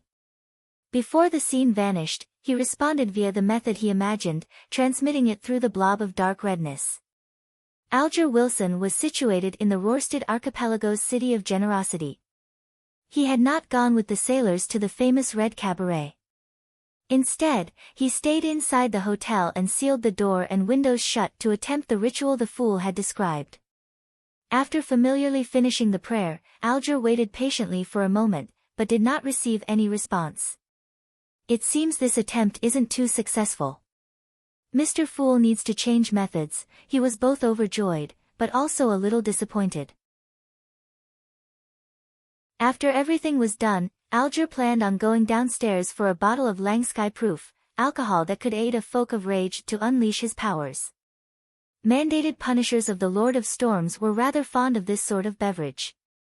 Pulling open the door, Alger was about to walk out when his vision blurred. He saw gray fog billow in the corridor and a hazy human figure sitting in the deepest depths of the fog, as if on a high throne. I'm aware. The familiar deep voice reverberated around Alger's ears, causing him to freeze where he stood as his head slightly throbbed in pain. Alger's eyes suddenly turned dark. He looked around but realized that nothing had changed. There was still the same squeaky floorboard, the same aged wall candle stands, and the same unclean corridor. I'm aware. The voice was still resounding by Alger's ears. His expression sank as he hit his chest lightly with his fist but did not say any words of respect to the Lord of Storms. After a long silence, Alger's expression was restored to normal, but his gaze seemed deeper. Klein did not spend too much time above the gray fog. When all the remnant voices returned to normal, he enveloped himself in his spirituality and plunged into the gray fog, plummeting into the material world. The lights before him flew by rapidly, like the scenes of a movie played back at a speed tens of times faster than normal.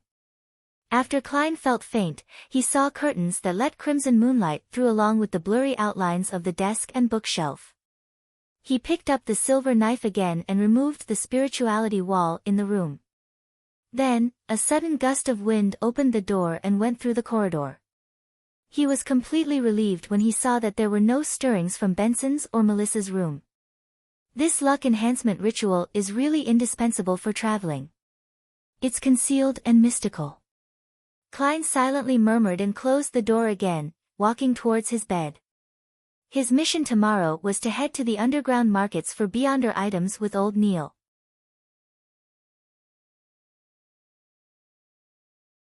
Chapter 68, Monster at Dusk. The setting sun cast long shadows of the carriages and horses. Having informed Benson and Melissa that he was having dinner at the Blackthorn Security Company, Klein headed to the harbor with old Neil on a public carriage. He was dressed in cheap formal attire, afraid that conflict might break out in such a complicated location. If he damaged his tuxedo, which he took painstaking care of, he would probably cry his heart out. When the sunlight appeared to turn fiery, the carriage stopped. Old Neil, in his usual classic black robe and felt black hat with a rounded edge, ignored the gazes of others and walked diagonally to the Evil Dragon bar in ahead of them. Even though the bar was slightly far away and the heavy doors were tightly shut, Klein still heard wave after wave of rapturous shouts. They appeared to be cheering on a hero. When he came close, he suddenly sensed something. He turned his head towards the warehouse opposite to the bar. He saw a stocky man dressed in a uniform standing at a hidden corner on the rooftop. The man carried a huge grayish-white mechanical box and held a thick rifle in his hand. The grayish-white mechanical box was obviously connected to the same colored rifle via piping. Steam-pressured rifle? Klein muttered in shock. He looked at Old Neil and said, "This bar can actually obtain such weapons?" That was a military-controlled item. Although it used extracted phlogiston, the size and weight of the steam backpack were still shocking, something only a true warrior of blood and iron could withstand. The rifle had an extremely high muzzle velocity and shocking destructive power too. Matched with a suitable scope, it was nearly equivalent to an inferior sniper rifle. What? Old Neil squinted his eyes as he looked over, having a confused look too. Did something happen here? Something happened? Klein surveyed his surroundings and discovered a few more men holding repeating rifles who were searching for something. What happened? Old Neil approached the bar and asked the brawny man guarding its door outside. The brawny man obviously knew Old Neil and smiled wryly. The bar was nearly destroyed earlier. Apparently a wanted man was here trying to buy materials and was recognized. And this was what resulted from it. Oh Lord, what did he do, and how dangerous was he to receive such treatment? My legs went limp seeing all those firearms, limper than after spending an entire night with Ginger Sunny. He did not know the identity of the wanted man, much less know that the people who came to buy materials had Beyonders mixed in. Wanted man? Do you know his name? Old Neil asked in interest. I think it was Triss or something, the brawny man answered uncertainly. Instigator Triss? Klein nodded in enlightenment, having understood what was happening. Triss did not know that Joyce Meyer had cast his suspicion on him, therefore, he had sauntered right into the market to purchase materials without heed. He was likely recognized by an informant of either the machinery hive mind or the Nighthawks, resulting in an intense clash. Was he caught? Klein tapped his silver-inlaid black cane. Based on the surrounding situation, likely not. The brawny man shook his head slightly and gestured with his chin to the rooftop of the warehouse opposite him. He rushed out before those terrifying guys arrived. Bloody hell, I've never seen a man run faster than he did. You haven't seen the true skills of an assassin, or you might be taken away to some indescribable place for further re-education. Klein thought. Is the market still open? Old Neil changed subjects and asked. It just restored operations, replied the brawny man affirmatively. That's great. Old Neil quickened his pace and extended his right hand, pushing open the heavy door. Klein followed closely in tow and walked in. He nearly fainted at the stuffiness and smell of alcohol that inundated him. In the middle of Evil Dragon Bar was a boxing ring. Two half-naked men were in an intense brawl and surrounding them were dozens of customers shouting and cheering on the side they supported with no lack of vulgarities. Old Neil ignored them and led Klein around the boxing ring and walked into a billiard room at the back. In the billiard room, there were two people holding cue sticks, having a casual conversation. When they saw Old Neil enter, they instantly fell silent for a few seconds. After confirming the visitor's identity, they moved aside and let Old Neil and Klein pass through the secret door behind them. After passing through a few rooms, the sight before Klein's eyes opened up. He saw a place that was about the size of a lecture hall from his previous life. Some vendors had set up roadside stalls with bottles and cans all over. Passers-by strolled through them, either scrutinizing their goods, chatting, or comparing prices. They have to give 5% of their profits to Swain. Ah, he is the boss of Evil Dragon Bar, former captain of a mandated Punisher squad and older than I am. He's someone who wishes to drink himself to his death, old Neil explained in a garrulous manner. Klein thought and gave an honest evaluation. A rather profitable business. After all, his only expense was providing the venue and protection. If any item catches your fancy but you lack the money, you can borrow from Swain. But of course, he charges a very high interest. Old Neil trailed off as he gnashed his teeth. As expected, it's like running a casino, they would provide usuries. Klein held his walking stick and looked around as he asked curiously, Mr. Swain is a seafarer? The captain of a mandated Punisher squad was likely a Sequence 7. No, he is only a folk of rage. Tingen is not a coastal city, so the Church of the Goddess is much more powerful than Lord of Storms here. Old Neil scoffed. Actually, Swain had the chance of becoming a seafarer, but was afraid that he would lose control, so he chose to give up. Just as Klein was about to ask if the boss of the bar had any experience of nearly losing control, he suddenly felt a strange phenomenon happen on his left. There appeared to be something hidden there, muttering and recounting. Klein turned his head and saw a pale young man. He was wearing an old linen shirt and blue jeans that the working class normally wore. His eyes looked demoralized with a hint of craziness, and he was constantly mumbling. His spiritual perception is very high, or perhaps, distorted. Klein creased his eyebrows and muttered. It was the young man's spiritual perception that triggered his own spiritual perception. Generally speaking, spiritual perception sensing something causes some interaction. It was nearly impossible to conceal it from others, but others referred to spirit mediums who had cast their abilities, as well as powerful figures with similar special traits. A beyonder like Klein would actually find it hard to detect, only detecting if one's spiritual perception reached a certain heightened level, or an abnormal distortion happened. They made eye contact and the pale young man with messy black hair walked towards him with an expression looking as though he was half sleepwalking and half insane. He stopped before Klein and stared at him. Suddenly, he guffawed. Ha, it's the smell of death, death. Ah! Before he was done talking, he suddenly screamed tragically. His eyes shut tightly as liquid with the color of blood flowed out. Ah! Darn it! The young man covered his eyes and hugged his head. He struggled on the ground and only calmed down after a while. He then lay there panting. During the entire process, not a single customer or stall vendor looked over. Klein pressed down his top hat and looked at old Neil. Klein's mouth was hanging open in shock, using his actions to demonstrate his shock and to request for advice. Don't mind him. He's Adamasol, an orphan, nicknamed Monster. He was born with high spiritual perception, and he has always been able to see things that he shouldn't, hear voices that he shouldn't. Hence, he is always raving and often getting hurt.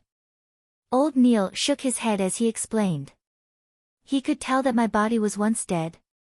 Klein knitted his eyebrows and lowered his voice as he asked in doubt, haven't the Nighthawks, mandated Punishers, or the machinery hive mind ever thought of taking him in? No. We do not have the sequence potion that suits him, said old Neil with a sigh. Right, he was born with the starting point of half a sequence. Klein asked again curiously, what sequence pathway suits him? The sequence 9 that suits him is called Monster. His nickname came from there. It's a pity that only the life school of thought has control over the sequence pathways beginning, old Neil replied softly.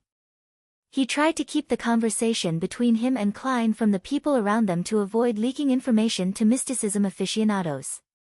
Life School of Thought. Klein recalled the information he had previously read. The secret organization appeared in the beginning of the current epoch. Its actual origins were unknown, but it was mainly passed down via master and disciple. Their theories and beliefs were hardly known. Klein only knew that they separated the world into 3 layers: the definite rational world, also known as the absolute truth world, the spirit's world, and the material world. Rumor had it that the secret organization had once produced a soothsayer. Wasn't that a sequence pathway that corresponded to seer? Confusing, really confusing. Klein shook his head and saw Adamasal struggle to get up and then wander off to another corner. He reorganized his thoughts and followed behind old Neil. They walked past one stall after another. There were plants like moonflower, fingered citron, night vanilla, and mineral resources like silver, topaz, ruby and so on. It's really very well equipped, Klein muttered softly. The mysticism aficionados of all ages and genders around him would be stopping, distinguishing, or talking at times. It gave the area a bustling vibe. Walk around on your own. I am going to settle my bill. Old Neil pointed at one of the 2 rooms at the end. All right. Klein nodded without thought. He strolled with his black cane and came before a stall which sold self-made amulets. He took a careful look at it for a while. Just when Klein prepared to speak with the seller, he suddenly heard someone asking the stall behind him, "Is this powder ground from cow teeth pianol?" Cow teeth pianol. Isn't that one of the supplementary ingredients of the spectator potion? Klein thought, then turned around to look at the inquirer. Justice had repeated the formula for the potion several times, so Klein had been left with a remarkably clear impression of the ingredients.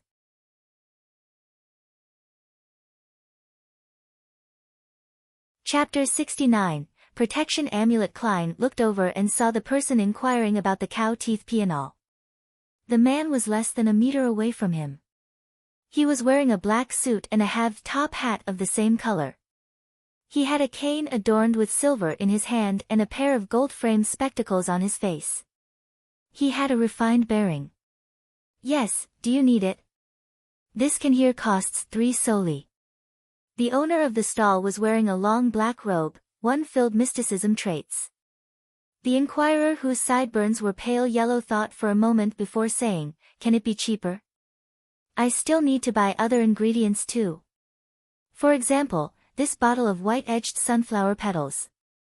The stall owner considered for a few seconds before grudgingly replying, 2 soli and 6 pence. I don't think you can find a price cheaper than that. Klein immediately felt that he was overthinking things after seeing how the bespectacled man was buying ingredients other than the cow teeth pianol. However, he still tapped his glabella twice as an act of caution. He swept the man with his spirit vision. No problems. He looks very healthy. His emotions are all right too. Mister, you need to keep this up. Klein retracted his gaze, turned around, and looked at the stall selling homemade amulets once again. The amulets were placed neatly before him. Some of them were made of pure silver, some with steel, others forged from gold. But only a few of the amulets had a weak aura emanating from them, some crimson, some pale white, some golden. This meant that some of them had weak traces of spirituality and were definitely effective to a certain extent. Klein looked at the amulets carefully and confirmed that the stall owner making the amulets had some foundation in mysticism. The stall owner did not make any mistakes matching the different energy sources to the different incantations. He was also extremely accurate at choosing the materials that corresponded to the different energy sources. Of course, a mere mysticism aficionado would definitely make some mistakes. Klein noticed that the stall owner did not fully understand the incantations. One could not create an incantation simply by translating the content of the prayer into Hermes. The incantations had to follow a certain format that followed unique rules. The other problem was that the stall owner had made mistakes of varying degrees when he was choosing a suitable symbol for the energy sources. That explained why there were only 2 or 3 amulets releasing the faint light out of the dozens that were laid before him. As for how much of an effect the 2 to 3 amulets would have, Klein could only say that it was better than nothing.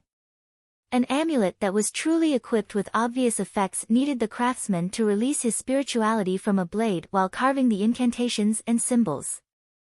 If one wanted even better results, they would have to supplement it with ritualistic magic.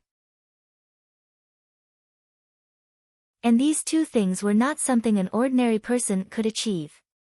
Klein tapped his glabella twice, then pointed at the upper left corner of the stall with his black cane. How much for these two? He did not ask about the amulets that had a rudimentary colored aura, but half-completed items. Other than external shape, they had not been carved with incantations or symbols. To Klein, there was no reason to purchase the amulets that had weak effects. What he wanted to do was to transform the half-completed amulets into true amulets. I'll make amulets that can protect a person from danger, one each for Benson and Melissa. As for my own, I can ask the Nighthawks to supply me with the ingredients. Man, I must have been influenced by old Neil. I don't feel any guilt when doing something like that. Klein's mind wandered as he watched the stall owner pick up the half-completed silver amulets. The first silver amulet was elongated and had a cavity in the middle. Around it were patterns of angel-like feathers. The craftsmanship was intricate and was very beautiful. The other was simple, almost completely devoid of any additional decorations or carvings. It had a vertical line representing the night, and a circle representing the crimson moon. Klein, who paid much attention to appearances, took a liking to them immediately. This is 6 soli, the middle-aged stall owner said, pointing to the intricate amulet. He was a man of few words. After pausing for a while, he rubbed the simpler piece and said, "This is 5 soli 3 pence. That's too expensive. They are still far from being an amulet." Klein had slowly been influenced by Benson and Melissa, so he had begun cultivating the habit of haggling. After a battle of words, he bought the 2 silver accessories at 5 soli 6 pence and 4 soli 9 pence respectively. Yeah, they can only be considered silver accessories for the time being. Klein had that in mind. The 10 soli 3 pence was deducted from the reimbursement he received for his divination club membership. Klein received the 2 silver accessories and placed them into his pocket. He was about to head to another stall when he heard a gentle voice. "Sir, why are you not buying a completed amulet?" Klein turned his head over and found a teenage girl asking him the question. She was about 15 years of age and wore a lacy yellow dress while holding onto a veiled hat with a ribbon. "It's because I intend to make my own amulets. As you know, that is the wish of every aficionado of mysticism," Klein minced his words and answered. He did not wish to make the stall owner think that he was trying to snatch his business, even though he had considered using his skill to earn a quick buck. The teenage girl had naturally curly brown hair, and her face was adorable due to her baby fat. She looked at Klein with her light blue eyes and asked sincerely, "Can I seek your advice on choosing an amulet?" "Well, I was introduced here by a friend. I've been here several times and have a deep interest in mysticism. But I still do not know too much about it, and she, my friend, is going to turn 16 soon. I wish to select an amulet as a gift to her. I didn't bring her along as I want it to be a surprise. I had previously sought her advice, but I cannot remember a lot of the critical points." Klein gave a gentlemanly smile. "What kind of protection amulets are you looking for? Something to avert disasters? Something to avoid illnesses? Something that gives fortune?" Different requirements would require different energy sources, which means that they must point to different gods.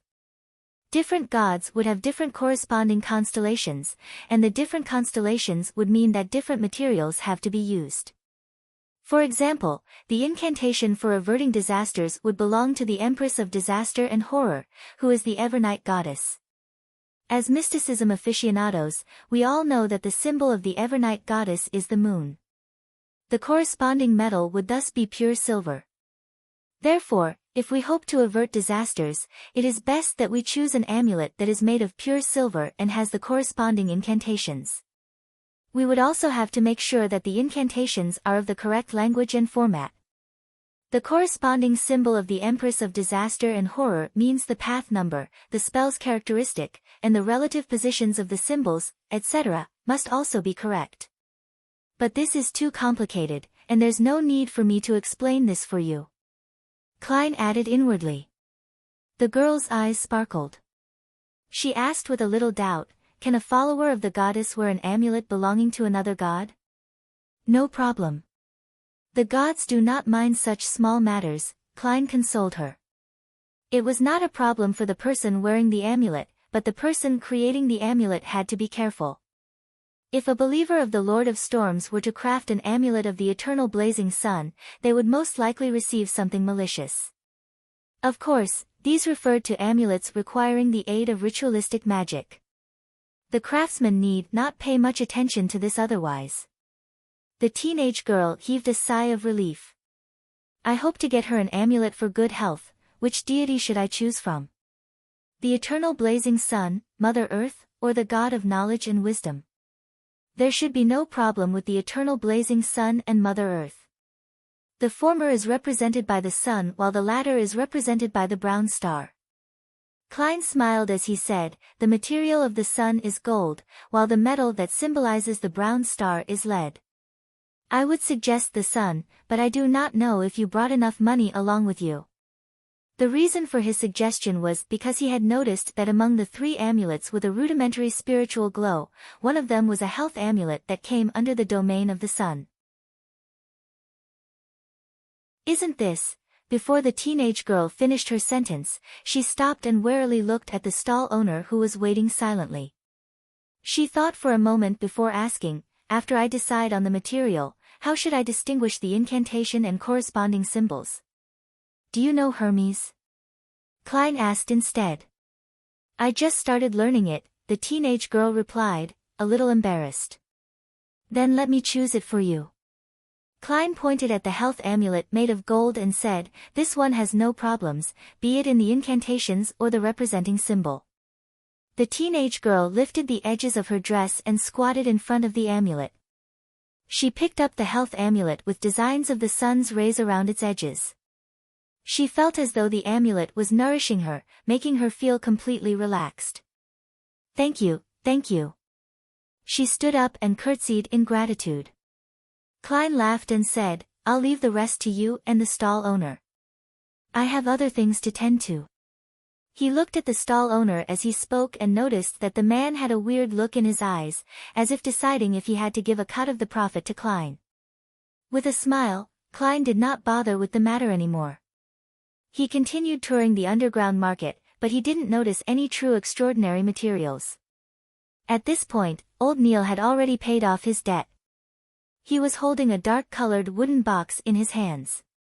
He pointed to the other room behind and said after he noticed Klein's look of doubt, go there if you wish to buy or sell extraordinary materials.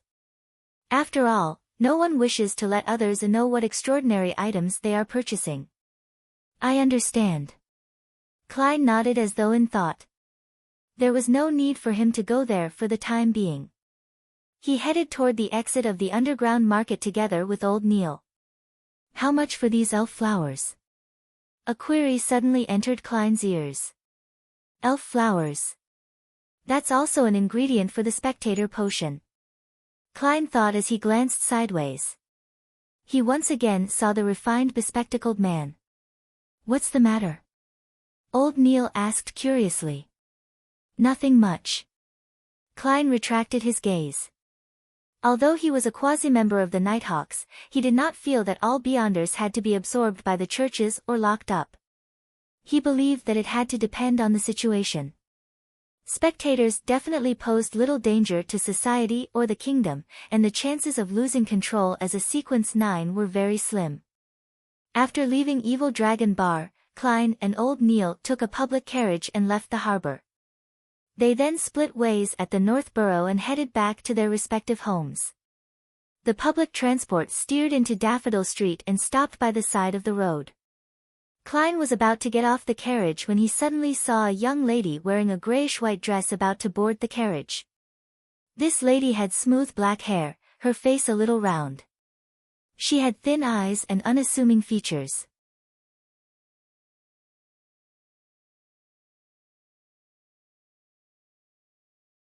Chapter 70, 2-049's arrival. Clip-clop, clip-clop. The horses widened their paces as the wheels began rolling in tow. Despite activating his spirit vision and turning around, hoping to observe the refined and sweet lady, Klein did not have his wishes fulfilled. All his eyes reflected were brown figures moving past him. Meanwhile, the passengers from the stop had already boarded the carriage. The carriage door was closed tightly as it gradually departed. Within the carriage, 20 to 30 people stood closely to each other, their energy fields overlapping and shielding each other. Hence, it was an explosion of colors in Klein's vision, making it difficult for him to differentiate. He shook his head quietly and raised his finger to tap his glabella to deactivate his spirit vision. To him, it was simply help he could provide if he happened to chance upon it. However, if he were to miss it, and the situation was not especially clear, there was no point taking it to heart and delaying his own matters. While bathing in the crimson moonlight, Klein strolled back home on the still bustling Daffodil Street. He returned to see Melissa sitting beside the dining table. She was busy doing her homework under a bright gas lamp. She bit at the fountain pen and frowned, appearing deep in thought. "Where's Benson?" Klein asked casually. "Ah," Melissa looked up. She blanked out for a few seconds before saying, "He said he went around a few boroughs today and was covered in sweat. He's taking a nice relaxing bath." "All right." Klein chuckled. Suddenly, he realized that she was wearing a dress he had never seen before. It was entirely beige in color. It had fashionable engagiantes. The collar and edges of her top had thin frills. Apart from that, it was a rather simple design, the type one wore as daily casual clothing. It fully accentuated the youth of a 16 or 17-year-old. "New dress?" Klein asked with a smile. It was a purchase that he and Benson had insisted upon. Melissa answered in the affirmative tersely. "I just took it back from Mrs. Rochelle. I was thinking that since I had to wash it later, I might as well try it on first." Klein was rather puzzled when he heard that. "Mrs. Rochelle? Wasn't she our former neighbor?" Melissa nodded and explained in all seriousness, "Mrs. Rochelle is actually a seamstress, but she was quite unlucky. She had no choice but to sew and mend clothes for others at home. She leads a pretty tough life. I knew that she had pretty good skill and the price she quoted is cheaper than at a women's clothing store. Furthermore, it's very well tailored to my figure, so I ordered a new skirt from her. It only cost 9 soldi and 5 pence and took only a few days. A dress of a similar style would cost 3/2 of a pound at Harrods department store." "What a frugal girl. Sis, I know that at least half the reason is due to your pity of Mrs. Rochelle." Klein did not reproach Melissa for deciding things for herself. Instead, he said with a smile, "When did you go to Harrods?" "That was at House Street, near the Divination Club. It was somewhere where the middle class shopped." Melissa was momentarily at a loss for words. It took her a long while before she said, "It was Selina and Elizabeth. They insisted I accompany them. Actually, well, I actually prefer gears more. I like places with steam and machinery. Yeah. It's quite, well, nice for a girl to occasionally shop at a department store." Klein laughed as he comforted his sister. After some idle talk, he briskly walked to the second floor, hoping to wash away the repulsive mixed smells from the bar. Just as he was about to return to his bedroom to get a change of clothes, he suddenly heard sounds coming from the bathroom close to the balcony. A few seconds later, Benson stepped out while drying his gradually receding hairline. "How was it? Did you compliment Melissa's new dress?" He shot a glance at Klein and asked with a smile. "I guess I forgot. All I did was ask where it was done." Klein thought for a moment as he said. Benson immediately chortled and shook his head. How unbecoming of an elder brother. When Melissa received the dress, she couldn't bear putting it down. After rushing to cook and wash the dishes, she immediately wore the dress and has refused to take it off ever since. Wasn't she planning on changing after showering? She can wash and starch the clothes while doing so. Klein subconsciously refuted with the explanation that Melissa had given. Tisk. Benson sighed. It's been scorching the past few days. She was busy in the kitchen for a long time, so I believe she would feel much better doing her homework after a shower. That's right. Klein was suddenly enlightened as he gave his brother a knowing smile. So that's what kind of person you are, Melissa. There's nothing wrong with a girl caring for her appearance. There's no need to find excuses. The corners of his mouth curved up as he shook his head gently before walking into his bedroom. While he was showering, Klein faintly heard knocking downstairs. He immediately wondered. Doesn't the worker who's in charge of collecting coins for the gas meter come only once every 2 weeks? Could it be Mrs. Shout from next door? That can't be. It's said that this lady strictly abides by the etiquette of middle-class society. She would not visit at an inappropriate time. In his puzzlement, Klein wiped dry his body. Wearing old but comfortable shirt and trousers, he came down the stairs. He surveyed the area but did not notice any strangers. He asked, was someone at the door just now? Benson, who was reading the newspapers casually, said with a smile, it was Bitch Mountbatten, one of the policemen in charge of Iron Cross Street. He asked if we met an 18 or 19-year-old boy who has a rotund face. He even gave us a sketch to identify. Unfortunately, neither one of us have seen him, or we would have received a reward. What about you? Nope. Klein had a general idea what was happening. Instigator Triss had successfully escaped the evil Dragon Bar at the harbor. He had escaped somewhere close to Iron Cross Street and Daffodil Street, therefore, the police were making visits from door to door. And to go this far made it clear that the operation of nabbing the instigator had completely failed. Klein did not bother himself with the situation. He had yet to begin combat training. He only had basic mastery of shooting, so to consider dealing with a natural assassin was simply using his life as a joke. He did not sleep well that night. He kept worrying that the instigator would infiltrate their house to hide, causing another massacre. Thankfully, Daffodil Street was quiet the entire night, with the morning sun rays dispersing all the fog. The relaxed Klein changed into formal attire, wore his top hat, held his cane, and went all the way to Zutland Street. He greeted Roseanne at the reception hall. Good morning, Klein, replied Roseanne happily. She suppressed her voice and said, I heard the huge operation last night failed. The operation to nab instigator Triss? Klein asked in curiosity. Yeah. Roseanne nodded heavily. She shot a glance at the partition and said, apparently an informant of the mandated punishers discovered the instigator at the harbor.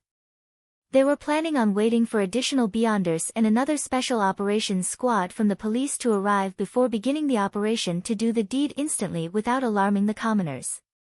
Unfortunately, that instigator was extremely sharp.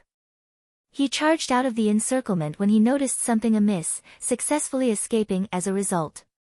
At such times, they need a Beyonder with tracking abilities, such as me. Klein made a joke. There was no lack of trackers back then. Dunn Smith's voice suddenly sounded. Roseanne turned her head abruptly and saw the captain wearing his black windbreaker. He was glaring right at her with his deep pair of gray eyes while leaning against the partition's frame. She hurriedly raised her hands to cover her mouth. Then, she shook her head incessantly, expressing her futile innocence. Dunn turned his gaze to Klein and after some thought, he said, there were a total of 6 Beyonders from the mandated punishers, the machinery hive mind, and us Nighthawks. We traced the injured Triss to Iron Cross Street's Lower Street. We found his temporary residence, but the clues ended there. Be it Beyonder methods or ordinary investigations, nothing worked. It was as though he evaporated into thin air, disappearing completely. Do you need my help with divination? Klein asked probingly. Dunn shook his head gently. The machinery hive mind had a machinery hive mind. He is a senior Beyonder as good as old Neil. I even suspect that he's already at sequence 8. I'm just unaware what the name of the corresponding potion is. The Theosophy Order's heritage to this day must have something special about it, consoled Klein. For the rest of the morning, he continued his mysticism curriculum, read the historical information and documents, and practiced various techniques just like always. With lunchtime almost approaching, Klein's mind began to wander. Another few minutes later, he put away the documents, having heard the summoning of his stomach. At that moment, Dunn Smith came into the clerk office. He said in a deep but mild manner, "Klein, follow me to Cheney's Gate. Sealed artifact 2-049 has arrived. The subsequent operation might require your sensing of that notebook." "All right," Klein got up and replied. His thoughts became scrambled. He imagined how the sealed item would look or if the operation would be dangerous. While in this rather tense silence, he followed Dunn down the stairs and into the tunnel. After going straight at the intersection, Dunn suddenly stopped and turned his head, saying sternly, "Do this action together with me. Keep doing it and absolutely do not stop. Remember, absolutely do not stop. This is for your own safety." While speaking, Dunn bent his arm followed by extending it. He repeated this action without stopping. Klein looked at the captain demonstrate in a befuddled manner. Suddenly enlightened, he asked, "Has this got to do with the uniqueness of the sealed artifact?" "Yes." Dunn nodded with abnormal seriousness. "Repeating such an action will allow us to discover if anything happens to you immediately. Saving you in time will not result in any life-threatening dangers." "Okay." Klein did not hesitate further as he began the repeated action of bending and extending his arm. "If your arm is sore, use the other one," added Dunn. Sealed artifact 2-049 sure is odd. What meaning does this action have? It seems very dangerous. These thoughts flashed past Klein's mind as he looked solemnly at the captain. All right. He had too many questions on his mind, but since Cheney's Gate was in sight, he had no choice but to bear with it. Besides, with my security clearance, I'll probably not learn of the details. I can only do as I'm ordered. Klein exhaled as he followed Captain Dunn to the keeper room outside Cheney's Gate.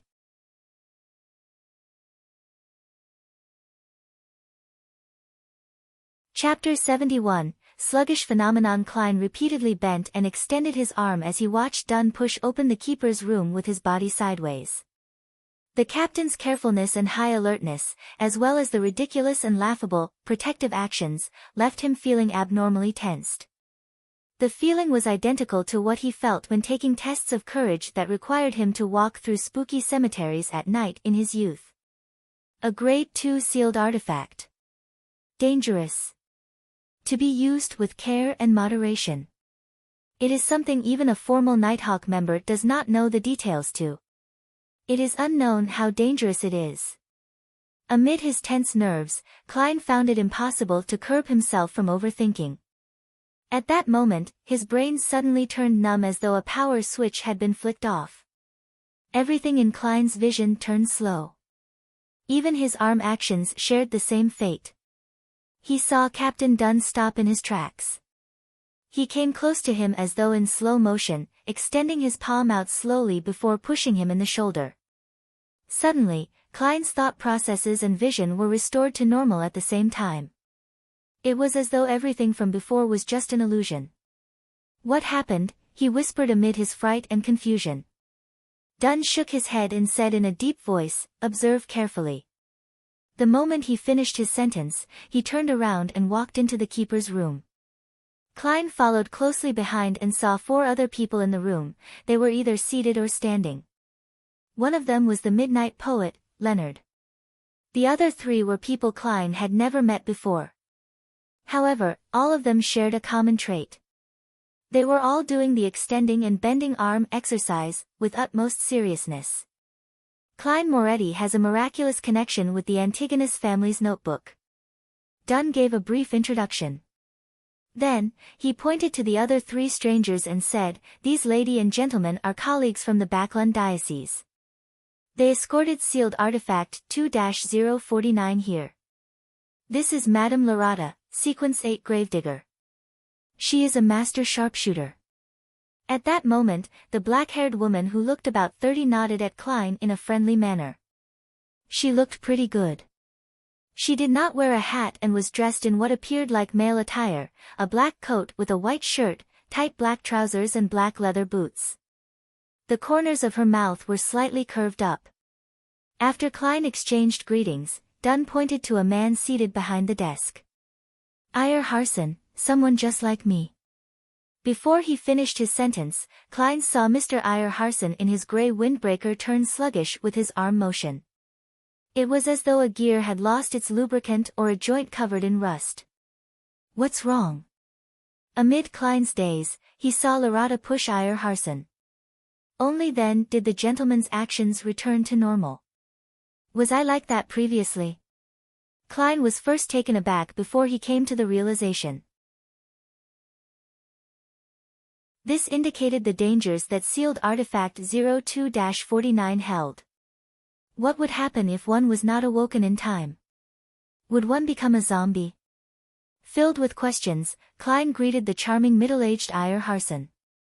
Borja, Dunn said as he pointed to the last Nighthawk. Borja was a cold man with a knife scar on the side of his face. His sharp brown eyes were like an eagle's. He was constantly observing everyone in the room. Let's set off. The faster we end this, the faster we can seal 2-049, the handsome Iyer Harson said as he stood, his eyes revealing some wrinkles. So, where is 2-049? Klein surveyed his surroundings curiously but did not notice any traces of the sealed artifact. Of course, he could not see the areas obscured by the table without activating his spirit vision. All right, Dunn turned and looked at Leonard Mitchell. You'll be in charge of driving. It is best not to involve Cesare with matters like this. Cesare was the clerk in charge of procuring and collecting supplies for the Tingen Nighthawks while standing in as a carriage driver. He was the one who drove Klein to Welch's home to meet the spirit medium daily. No problem. Leonard stopped acting frivolous and nodded seriously. At that moment, Klein saw Iyer Harson bending over. He picked up a black metal chest which had been obscured by the table. The chest was carved with resplendent stars and the crimson full moon. It was as though there was a formless barrier around the chest. The sealed artifact should be inside there. I wonder what 2-049 looks like. Klein observed the chest curiously. Thump. Thump. Thump. Violent knocking sounds suddenly erupted from the black chest. Even the surface of the chest bulged time and time again. Thump. Thump. Thump. It was as though something horrifying had awakened within the chest and was pounding wildly. The sound of the knocking was beaten into the hearts of everyone present. It's alive. Just as Klein had a thought, he saw Captain Dunn's arm exercises turning sluggish, as if his joints were layered with glue. Borja, the Nighthawk from Backlund, pushed Dunn's shoulder, allowing him to recover. It's like doing the robot dance when one is affected by 2-049. If all of us are under its influence, wouldn't we be some awkward dance squad? Luckily, 2-049 seems capable of only influencing one person at a time. Klein lampooned to relax his tense nerves. He did not dare halt his arm exercises. He followed Dunn's lead and left his cane behind. He then followed behind the 5 Nighthawks through the tunnel and up the stairs to the second floor of the Blackthorn Security Company. Leonard had gone ahead and notified everyone in the front of the buildings, so Roseanne and the rest had all made their way to the 3rd level. These incidents rarely involved them, but they were not completely alien to them. Another Nighthawk, Kenley, had replaced Dunn in his watch over Cheney's gate. Klein heaved a sigh of relief when he reached the carriage. He looked suspiciously out the window and said, "Won't 2-049 affect the ordinary people on the streets?" From their journey underground to the carriage, sealed artifact 2-049 had already caused 6 sluggish incidents, 2 of which were targeted at him. He had been jolted awake by Captain Dunn and Leonard Mitchell respectively. The rate of the sluggish effect was rather alarming. No worries, 2-049 will target humanoid creatures within 5 meters of it first. The closer you are to it, the easier it is for you to be chosen. As long as there are 3 people surrounding it, people who happen to be around when the carriage steers past will not be affected, the beautiful, black-haired Lady Lorata explained with a lazy tone. What a weird sealed artifact. Klein thought as he continued his arm exercises. Dunn and the rest of the Nighthawks did not speak on the journey to Ray Bieber's house. They were paying close attention to each other's condition. Only Lorata wore a nonchalant look. At times, she took in the sights of Tinjin's not-so-clean streets, and at other times, she praised Baklun's underground water system. Soon after, the familiar building finally entered Klein's line of sight. The group of 6 made their way to the 3rd level while observing each other. The door to Ray Bieber's house was labeled with the Tinjin Police Department symbol, indicating that entry was forbidden to unauthorized personnel. As Dunn did his stretching exercises, he took out a key. He opened the newly changed lock, then turned around, allowing Iyer Harson, who was carrying the black chest, to enter first. Thump. Thump. Thump. Thump. The sealed artifact in the black chest knocked violently once again, even more violent than before. This made Iyer Harson's arm waver from side to side uncontrollably. It even made Klein suspect that the chest would be pounded open in time. Thump. Thump. Thump. Klein quickly noticed that Captain Dunn's movements were becoming sluggish. He was about to wake him up when a buzz sounded in his brain. His brain became numb, the scenes before his eyes played as though they were in slow motion. Didn't they say that it only affects one person at a time? Klein's thoughts quickly became sluggish. At this moment, the prepared Lorata and Borja woke each of them up respectively by pushing them. Having his thought processes and vision restored, Klein looked around with lingering fear. He nearly blurted out. Didn't you say that 2-049 can only affect one person at a time? Thankfully, I did not stop my stretches. When sealed artifact 2-049 enters its berserk mode, it can affect up to 2 people at once. We can confirm that Ray Bieber is indeed a descendant of the Antigonus family, Iyer Harson said with a mechanical tone. Lorota let out a faint laugh. She looked at Klein and said, 2-049 becomes very agitated when it meets a descendant of the Antigonus family, even if only their scent remains. Its abilities would also increase considerably. I believe you would be able to understand its feelings. Well, I don't. Klein asked curiously, so, is it a living creature? Lorata smiled but did not reply him directly. You'll know in a while. As long as Ray Bieber hasn't escaped Tinjin, 2-049 will lead us to him. Klein could only put his other questions on hold as he walked around the room with the Nighthawks. Amid the loud and violent thumping from the chest, they locked the door, walked down the stairs, and returned to the carriage.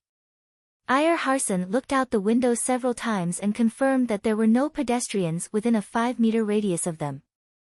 He then placed the black chest on the ground and twisted the mechanical switch to release its spiritual restraints. The violent thumping stopped suddenly, slipping the entire carriage into silence. Not even the breaths of the Nighthawks could be heard. Klein held his breath as the black chest opened slowly. A sharp creak that hurt his ears could be heard. Creak. The chest fell as a slender brown arm extended out of the chest. It was about the length of a child's finger. 2 arms pressed forward one after another as an object about the size a normal human being's palm appeared bit by bit in front of Klein and company. It had clear elbow, finger, and knee joints. Covered in an oil-stained brown cloth, its face was painted with the colors of a clown, red and yellow. It was a wooden puppet with a weird appearance. 2-049 lifted its head and looked at Klein with its pure black eyes. Its rigid mouth slowly parted to reveal a clown-like smile.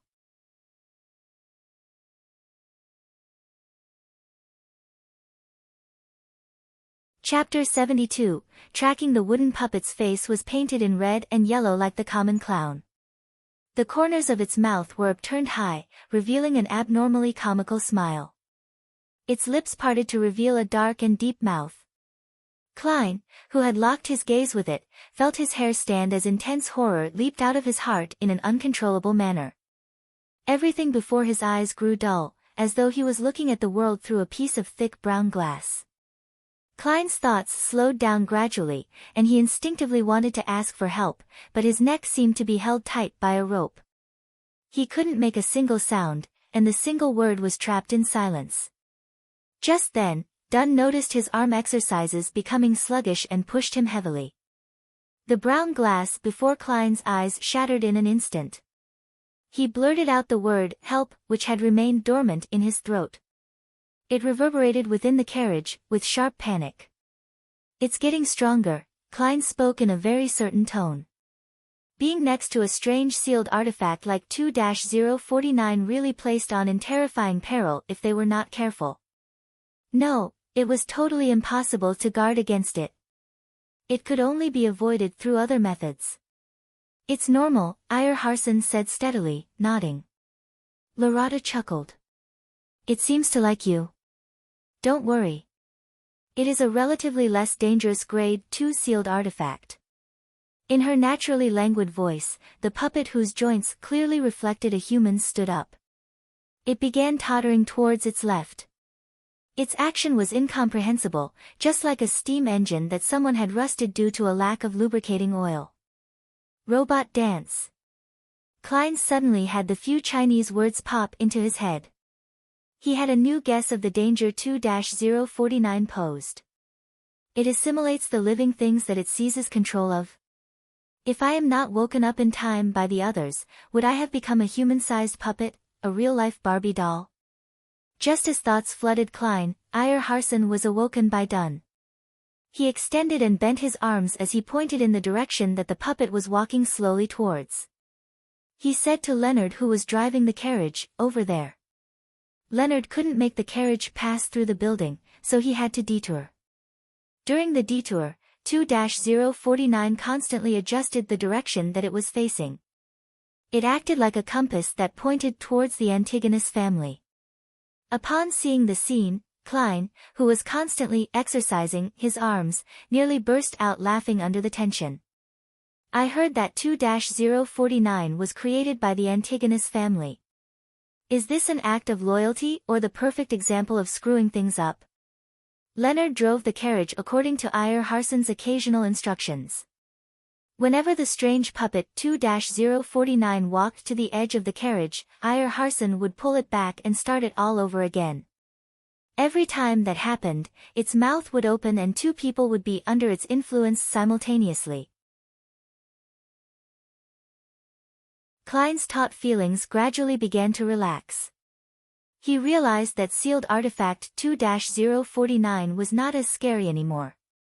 As long as there were more than 3 people present and they constantly maintained their arm motions, if they made sure to wake their partners in time, 2-049 was merely a puppet with slightly unique characteristics. The carriage traveled at high speed, and quickly arrived at the harbor, where warehouses were clustered. After circling a few times, they confirmed that 2-049 intended to enter the innermost grayish-white warehouse. Iyer Harson's expression turned solemn. He grabbed the puppet carefully and stuffed it back into the black chest. Thump. Thump. Thump. Under constant ferocious knocking, Iyer woke up again and again with the help of Borja and Lorata as he activated the mechanism with great effort. He then injected his spirituality and activated the star and crimson symbols on the chest.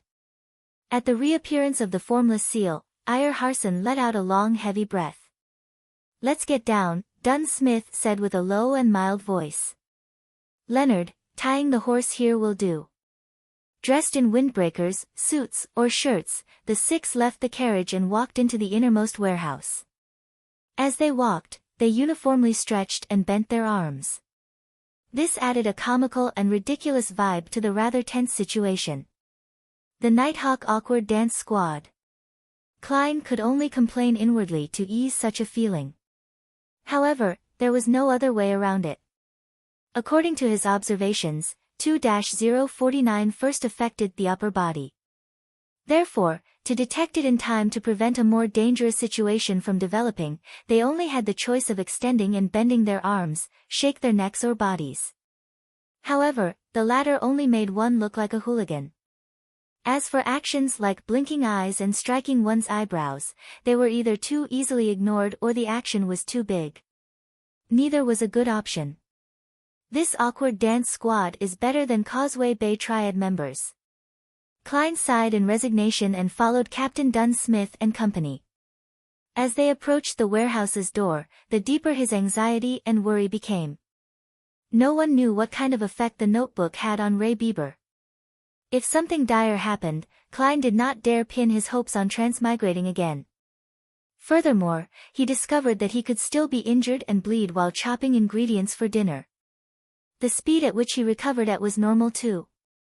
He wasn't some kind of monster that was impervious to combat or death. As they walked, Dunn suddenly lowered his non-moving hand and made a pressing gesture to beckon everyone to stop 10 meters away from the warehouse's door.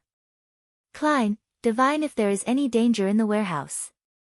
It'd be better if you could tell the level of danger, Dunn said as he turned his head to Klein. His gray eyes looked deep as usual, there was no fear. Klein gave an unnoticeable nod and stopped the hand exercise. He extended his right hand to his left cuff and removed the silver chain that had a hanging piece of topaz. As he was still moving his arms, Dunn realized his sluggish actions in time and woke him up with a nudge. Klein held the silver chain with his left hand and allowed the topaz to hang down naturally. Simultaneously, he moved his right arm, but with a much smaller range of motion. When the topaz stabilized, he half closed his eyes, outlined the spherical light, and entered cogitation. He then mumbled, "There's danger in the warehouse. There's danger in the warehouse." After 7 times, he opened his eyes and saw the hanging topaz slowly going in clockwise circles. It turned faster and faster, and in the end, Klein felt like it was pulling his left hand. "There's danger, great danger," Klein replied honestly. Clockwise meant affirmation to the chanted statement, while counterclockwise meant denial.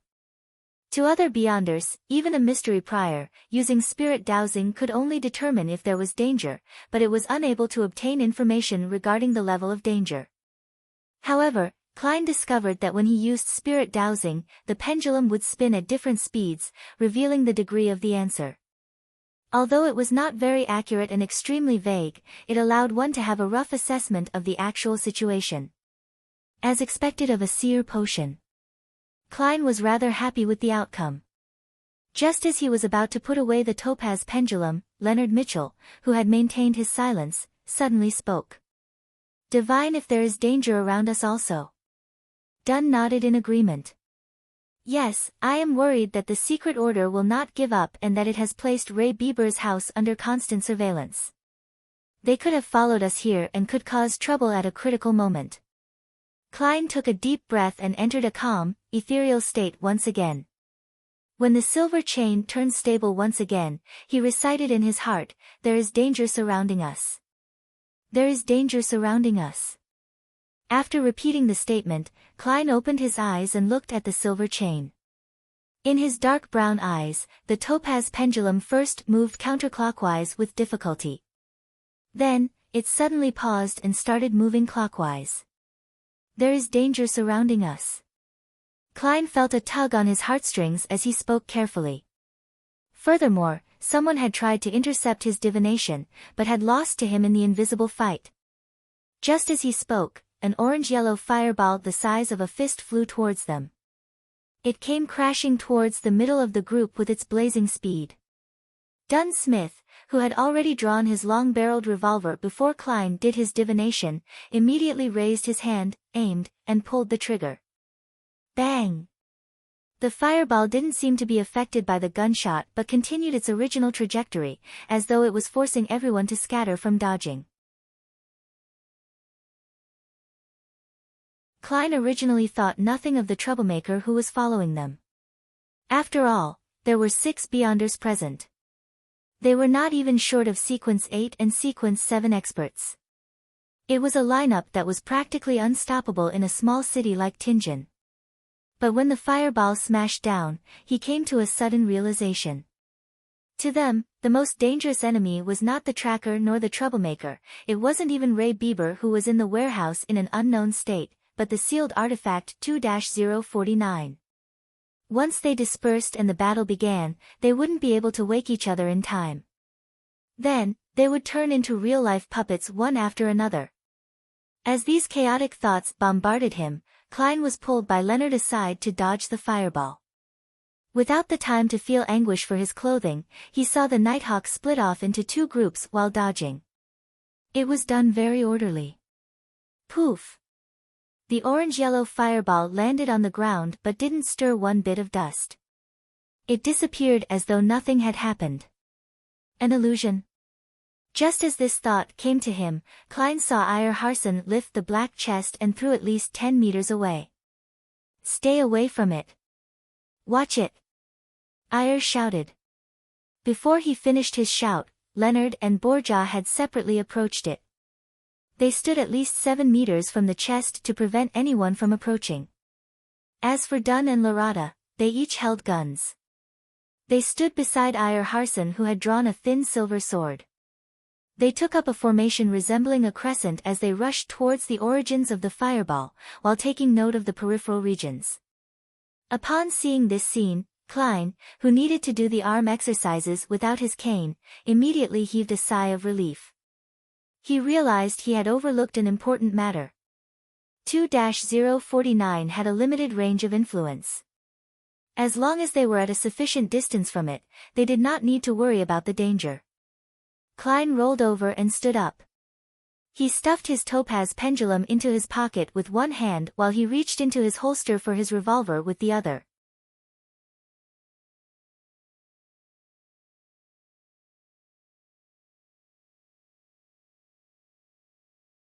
He did not have any desire to retaliate. Lorata tilted her body with a boxing maneuver as she pulled back her fist, then punched toward the suited clown's face. Bang! The air crackled as the suited clown shattered suddenly like a mirror, pieces quickly evaporating and vanishing into thin air. At this moment, the suited clown quickly appeared once again in the shadows of the wooden crates a few steps away. The suited clown's figure outline quickly appeared again. The person under the influence of the poem was only an illusion. It was a performance. The suited clown grinned again. It had a comical look as he pressed down on his half-top hat with one hand and pointed a finger gun with the other. Bang! The sound of a shot rang from the finger gun. Lorata fell to the left and rolled on the floor, dodging the attack. But nothing had happened, except for the fake gunshot. Bang! Bang! Bang! Dunn and Iyer each lifted their guns and fired steadily. The suited clown dodged adeptly, sometimes to the right and left, sometimes rolling on the ground. It was as if he was an acrobat act in a circus. Suddenly, Lorata surprisingly charged forward again. Despite being called a sharpshooter, she was still using her fists. Bam! The suited clown could not dodge the attack in time and could only lift his left arm to block the fist. Seeing the clown stop, Dunn and Iyer did not hesitate to each take aim and pulled the trigger. At this moment, the arm that the suited clown used to block Lorata's fist ignited with an orange-yellow flame. In an instant, the flame enveloped the suited clown and spread towards Lorata. Bang! Bang! Dunn and Iyer fired their revolvers, hitting the ball of flame. The flames burned rapidly and soon, all that was left were black ashes floating in the sky. But the suited clown once again appeared behind the stack of wooden crates close by. He lifted his right hand and pointed a finger gun once again. Bang! Amid the illusory gunshot, Lorata suddenly stopped in her tracks. She did not charge forward. Mud was splattering in front of her as a bullet appeared. The suited clown was no longer delivering an illusion with this strike. It was hard to discern real from fake, reality from illusion. Bang! Bang! Bang! The suited clown shot at Dun and Eyre repeatedly while hiding away and appearing at random times. Upon seeing this, Laurata squinted and lifted the dull gold revolver in her left hand. Bang! The suited clown suddenly squatted down, avoiding the fatal shot. His half-top hat was sent flying backward, falling to the ground. The bullet had left a visible scorch mark on the hat. After rolling a few times on the floor, the suited clown scaled the stacks of wooden crates with the agility of a monkey. He shot air bullets out of his finger gun from the high ground. Eyre Hansen took a few steps back and lowered his gun. He began his recital once again. Wastes its fair bloom upon the night, who, blindfold to its fond caresses, knows not the beauty it possesses. The suited clown jumped repeatedly between the crates. He suddenly raised his hand to scratch his ears and looked at Eyre with a comical smile. Could he have stuffed his ears? The sequence potion that the secret order possesses sure is weird. Klein observed the fight from far away as he made silent guesses. Just as his thoughts flashed through him, he suddenly saw a figure appear at the top of a warehouse beside him. Furthermore, it was running straight inside where Ray Bieber was hiding.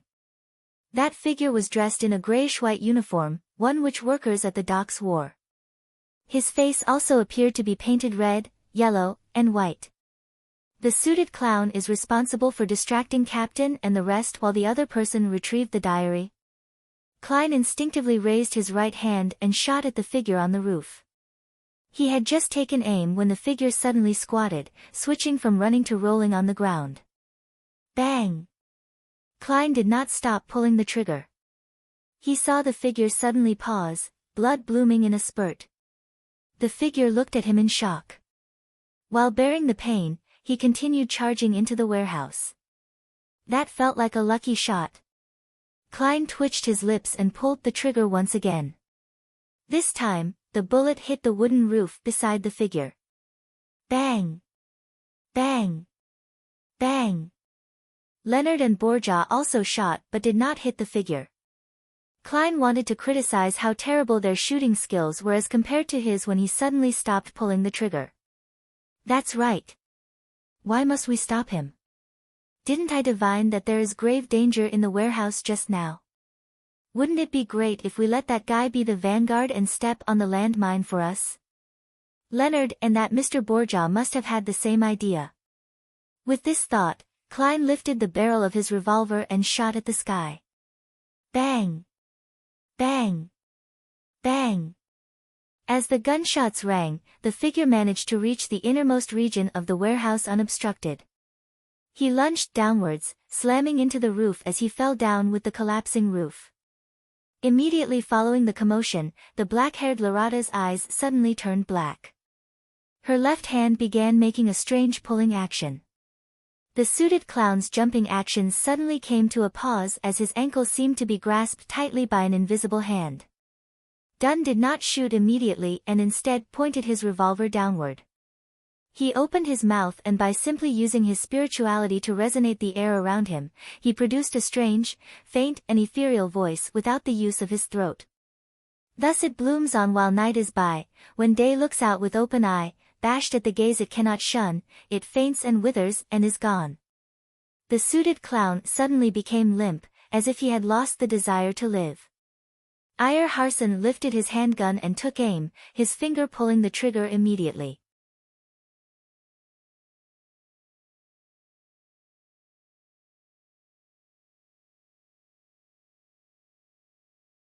Chapter 74, Ray Bieber Ha. Ha. Ha. Thump. Thump. Thump. The loud panting and the intense knocking alternated first before they resounded together. It made Klein and company extremely nervous, as though they were hearing some evil murmur. Taking advantage of the moment Eyre, Dunn and Laurata had their attention redirected, the suited clown suddenly pulled out a long piece of paper from his pocket. Pa! He threw it with his right hand as the slip of paper ignited into a black fiery whip. Then, he lashed it towards the side of his ankle. A fleeting but tragic scream sounded as the suited clown escaped the invisible shackles and did a backflip. Bang! Bang!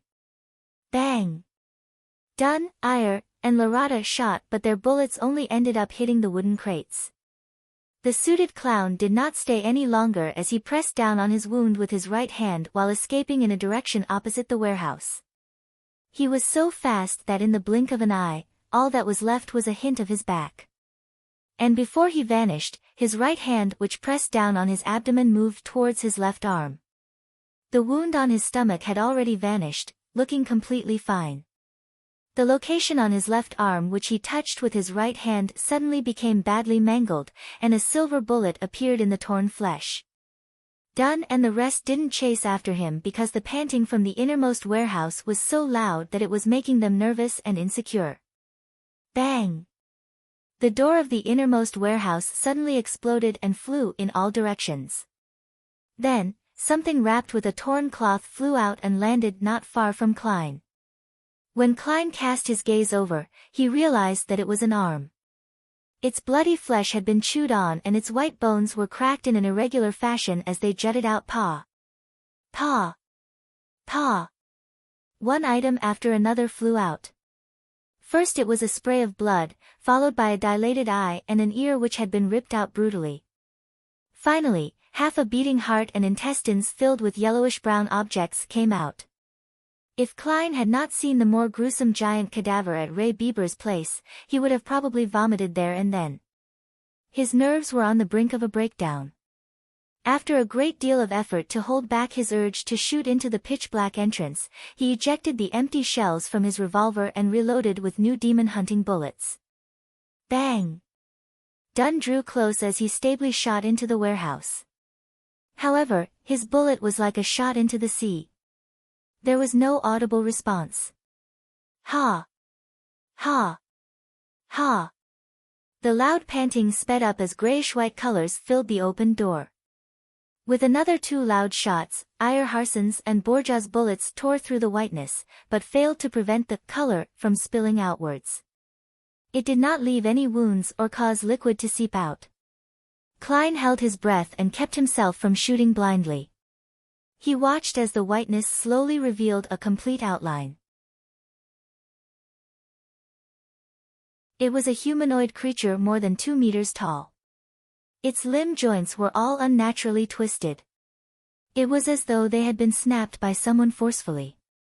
White bones poked out from under its skin as the entire grayish-white surface was filled with gullies, like a human brain that had been stripped from its shell. The monster had grayish-white, rotting, sticky liquid flowing all over it. Its head looked relatively normal, with deep wrinkles and pale skin.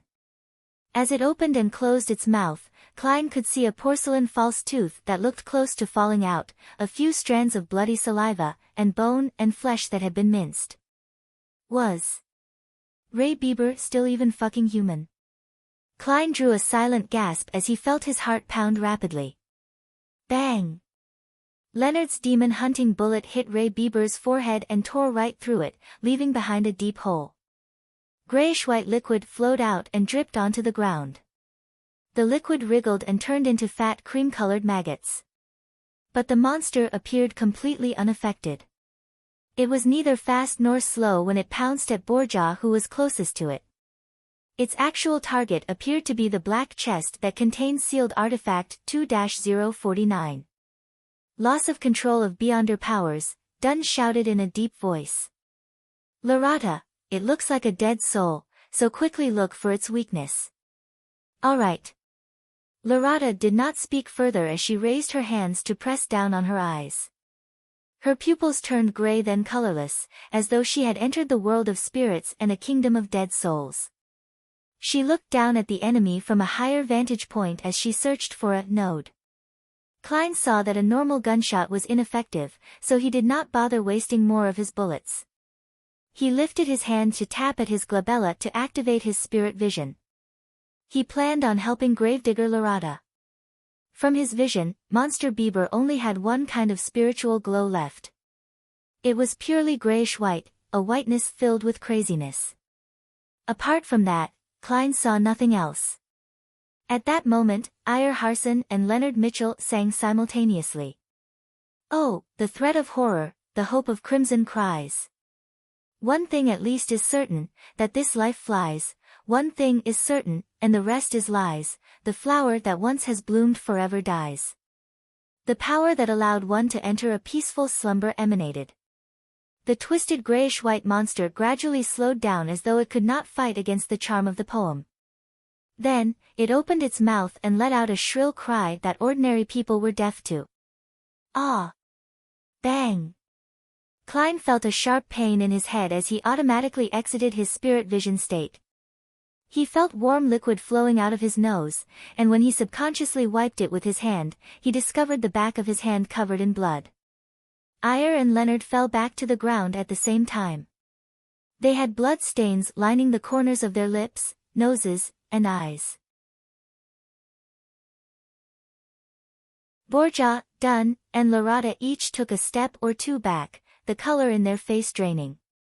That monster only screamed once, but it appeared to exceed what the 6 Beyonders could withstand. They instantly turned extremely weak. Bam! It closed in on Borja and suddenly swung its twisted joint. Bang! Bang! Bang! Bang! Borja and Dunn shot twice each, but they didn't cause any damage to Monster Bieber. Bang! A blow sent Borja flying out as his long-barreled revolver fell to the ground. He tried to stand up a few times, but failed to do so. The corner of Monster Bieber's mouth had stringy liquid oozing out as it leaped towards the black chest. Bang! At that crucial moment, Iyer Harson shot a bullet at the box to knock it some distance away, preventing Monster Bieber from grabbing it. Its momentum brought it forward by more than 10 meters. The black chest cracked, and as the thumping within turned more intense it grew more obvious. Found it. The black-haired Lorata finally spoke. I need you to control it for at least 3 seconds. All right. Dunn didn't delay any further. He extended his hand to tap his glabella and closed his eyes. He seemed to fall asleep as shapeless waves slowly rippled out one after another. In that instant, Monster Bieber paused and the craziness in its eyes quickly receded. Its thin transparent eyelids began to close uncontrollably as well. Dunn's body started quivering, and something popped up under his clothing and wriggled on the spot. It was as though he hid slippery scaleless snakes within. Lorata rushed over and with a roll, arrived under Monster Bieber. She supported herself with one hand while raising a clenched fist, bombarding Monster Bieber's crotch like artillery. Poof! She ignored the corrosive pain but supported herself against the ground and directed more strength once again. She went higher a little as her fist drilled deeper in. Rip! Lorata pulled out her forearm as she dragged out an intestine filled with brownish-yellow blood stains. In the intestine, there was an ancient notebook. Ah! Monster Bieber let out a blood-curdling scream, and his body suddenly lit up as though it was melting.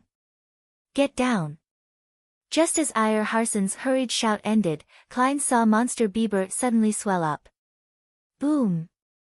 Amid a loud explosion, the distant Klein was tossed into the air by the shock wave and landed heavily. He struggled to stand against a swirling headache, and he saw Monster Bieber turn into a pile of disgusting, rotting flesh.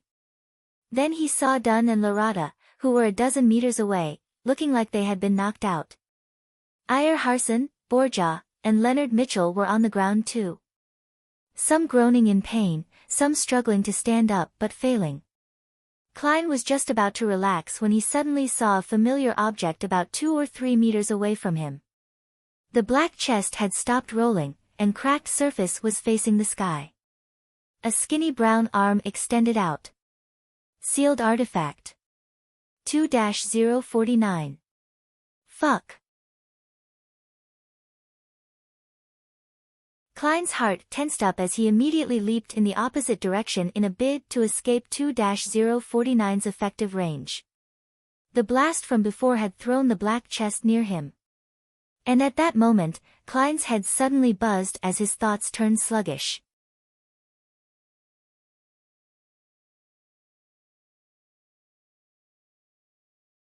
Chapter 75, Saving Himself. Oh no. I've been controlled by the puppet.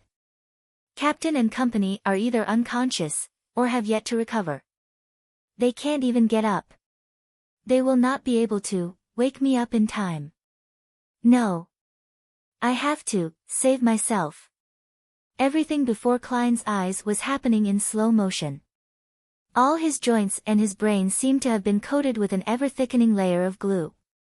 He had no interest in becoming a human version puppet, so he seized the opportunity of not being fully controlled by trying his best to seek a way to save himself. I definitely can't hit myself.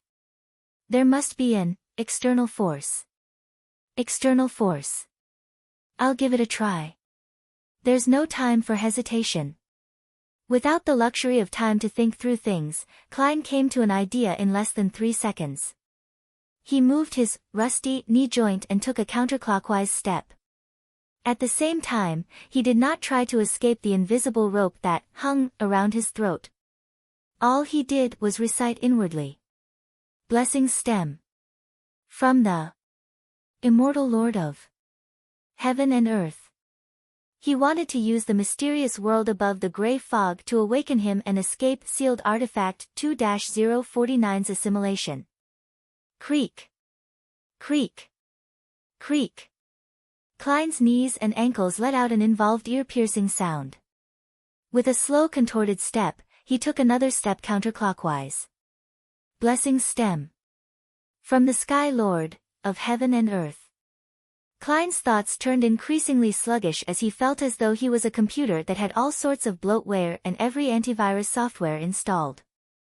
He lifted his left foot in a jerky manner as he took another step in the required spot. Blessings stem from the exalted arch. Klein's thought processes turned more and more rigid and sluggish.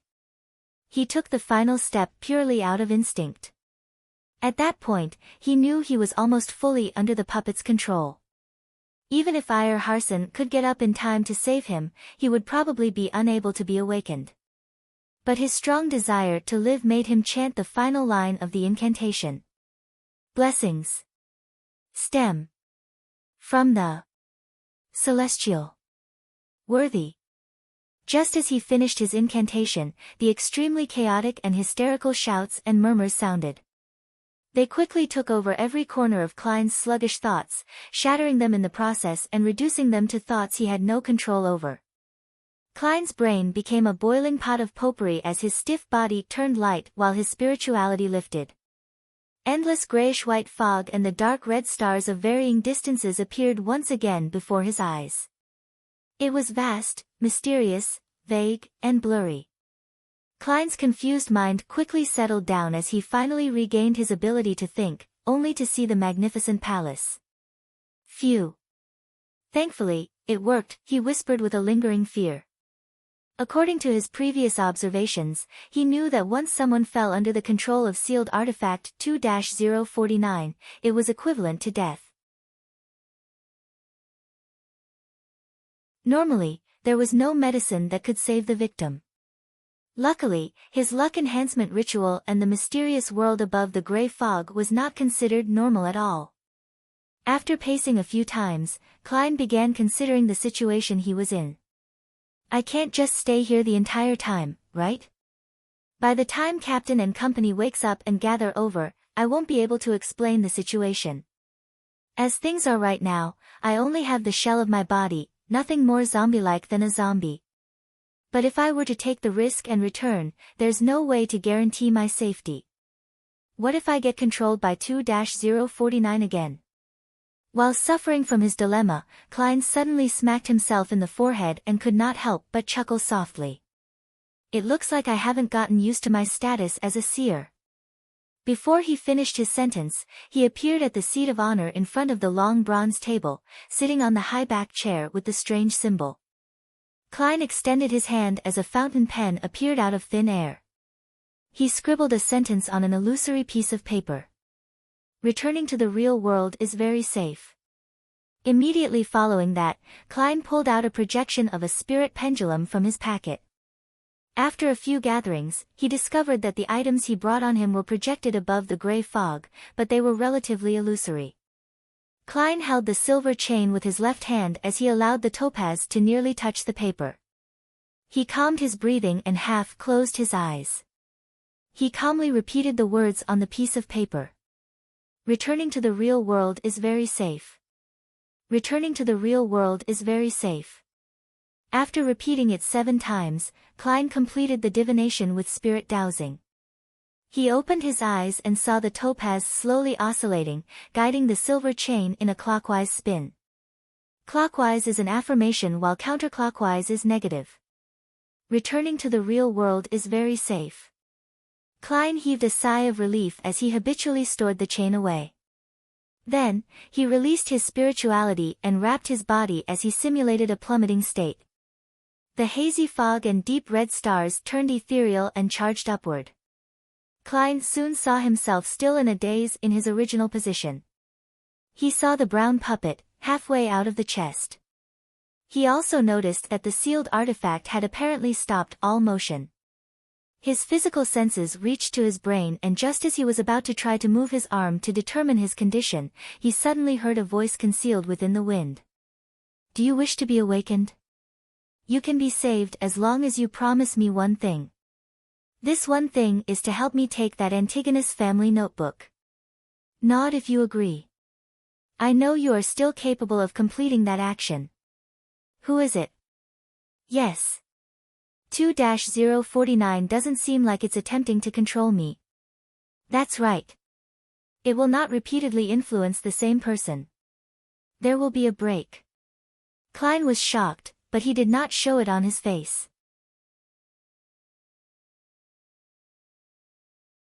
At that moment, the voice added quickly, "You can obtain additional rewards if you complete this matter. I know you are a seer. I also know that the Church of the Evernight Goddess does not have sequence 8 that succeeds sequence 9. But our secret order can give it to you." To be honest, I was a seer before. If not, I wouldn't have dared return. To show you my sincerity, I can now tell you that the corresponding sequence 8 of seer is clown. Clown. Secret order. Klein nearly did not maintain his puppet state. He never made the connection between seer and clown. Were they about to become the head honchos of a circus? All right, make your choice. Believe me, you no longer have much time left to waste. The voice sounded with the wind again. The distant Dunn and Lorata were still unconscious. Borja seemed heavily injured as he moaned without moving. Iyer Harson and Leonard Mitchell were in relatively good shape as they attempted to sit up. Why me? The secret order. Is it that suited clown from before? After he escaped, he secretly returned in a bid to fish in troubled waters. Upon hearing the voice, all sorts of doubts instantly flashed through Klein's mind. Since the person said that he was a seer, Klein attempted using the thought processes of a seer to analyze the situation. He dared return because he divined hope. He believed that Monster Bieber would be destroyed and that we would suffer a heavy setback. He did not take the notebook by himself or deal with us directly because he likely divined that it would contain immense risk. Therefore, he is suspecting Captain and Madame Lorata are feigning their unconsciousness, or that this is a trap laid out for him. He did not make further divinations to determine my present state, partially because firstly, he might not have the time. If he waited any longer, Mr. Iyer Harson and company would have regained some of their combat strength. Secondly, he belittles me and thinks it unnecessary. He understands a seer very well and is confident that I'm unable to escape the puppet's control. He is using me as cannon fodder to probe for any traps. From another angle, this also means that the luck enhancement ritual does not cause any abnormal appearances. With his brain no longer sluggish, Klein felt that his line of reasoning was clear. He was quite confident of the thoughts and goals of the suited clown. As for the clown's promise, he believed not one bit of it. Cannon fodder did not have any human rights. As the thoughts flashed through his head, Klein controlled his neck and difficulty nodded. As he did this action, he confirmed that he had escaped the control of sealed artifact 2-049. Just after he nodded, a transparent curtain stirred 2 to 3 meters to his side. It revealed the suited clown who had his face painted with a clown's pastel colors. It was none other than the secret order member who had fled previously.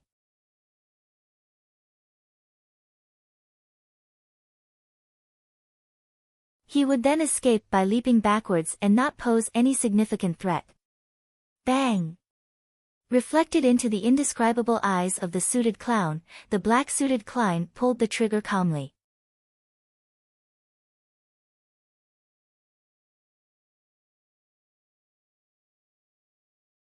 Chapter 76, Dealing with the Aftermath. Bang! The silver bullet traversed the short distance of a few meters and accurately bore into the suited clown's neck. Large amounts of blood spewed out, dyeing his skin and bow tie red. The suited clown was unable to let out a cry as his throat seemed to produce sounds of him gasping for breath. He wished to raise his arm to divert the fatal wound, but his joints appeared to be filled with glue. His motions were slow and jerky. Bang! Having entered a half-cogitation state, Klein was not stunned by the appearance of blood. He pulled the trigger once again calmly, as though it was his usual daily practice. A grisly hole appeared on the suited clown's forehead as crimson red spewed out. The luster in his eyes dimmed as the intricate revolver's might was far higher than what Klein had imagined to be. As his knees buckled and his arms hung down, the suited clown gradually fell to the ground. His eyes were frozen with a dazed look. His body convulsed a few times before it slowly relaxed and stopped moving. Having delivered a headshot, Klein turned around in a cool manner. He spun his revolver and allowed the empty shells to fall down. Then, dressed in his black formal suit and half-top hat, he walked towards Iyer Harson. He pulled out the final silver demon hunting bullet in his pocket and inserted it into the revolver's chamber. The reason why he did not turn back to look at the suited clown's tragic fate was solely because of his discomfort with his first kill. However, it was necessary. He did not know what would happen if the suited clown was under the full control of the puppet. Furthermore, he did not dare risk entering sealed artifact 2-049's effective range. After all, no one knew if something odd would happen that prevented his self-rescuing luck enhancement ritual to fail. As for the items on the suited clown, Klein only cared if there was the so-called clown potion formula or the relevant clues. However, this was not something he was in a hurry to carry out. In a while, he could do it together with Dunn, Iyer, and company. If the Nighthawks had it, it also practically meant that he had it. There was no way that they would be unwilling to share the potion formula of Sequence 8. At most, he would be required to accumulate his contributions over time. After all, he had only become a seer recently, it would still be a long time until he fully digested it. As his thoughts churned, Klein quickly walked next to Iyer Harson. The gentleman in his grey windbreaker struggled to sit up but failed at every try. He was covered in dust and mud from the fall. "Mr. Harson, what do you need me to do?" he asked, squatting down. He pointed the revolver in his hand at the ground in case of a misfire. Iyer gasped for air and sighed. The monster was too strong, if not for its weakness. Then, he pointed at a sky-blue metal bottle beside him and said in a self-deprecating laugh, "I was trying to consume some medicine, but my hand shook." The sky-blue bottle was about the size of Klein's finger. It was not longer than 5 centimeters long and a cap that hid spiral patterns had fallen to the side. The liquid had completely spilled. Klein reached out to pick up the bottle. As he looked at it with narrowed eyes, he answered helplessly, "Mr. Harson, there are only a few drops left in the bottle. Go to Borja and search his body. In his inner pockets." Iyer said as he gasped for breath. "All right." Klein stood up and casually asked, "Is this restorative medicine? An item from mysticism?" "No, it only has certain restorative effects. The main goal is to stimulate our minds and squeeze out the potential of our bodies." It allows to maintain a decent state for a short period of time until we return, where we can receive treatment. Ire attempted to sit up only to fail again. Its name is the goddess's gaze. Remember to let Borja drink half a bottle. Klein did not delay any further as he turned around. He briskly arrived at Borja, who was groaning in pain. He found the uniform sky blue metal bottle from the Nighthawk's pocket. After removing the cap, he carefully held the bottle to Borja's mouth. Having sensed it, Borja tried hard to open his lips. The bottle was held up as dark red liquid flowed in Borja's mouth. Klein estimated the quantity and stopped just in time. He then screwed the cap back on. The medicine was rather effective. It only took Borja a few seconds after drinking to regain the spirit in his eyes. Furthermore, he whispered, "Thank you." With that said, he pressed down on the ground as he slowly sat up. He first dealt with his wounds before walking to the unconscious Larada and Dunn.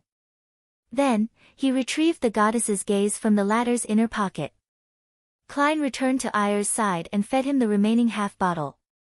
After Ire panted a few times, his actions suddenly became nimbler. He stood up as though he had never been injured.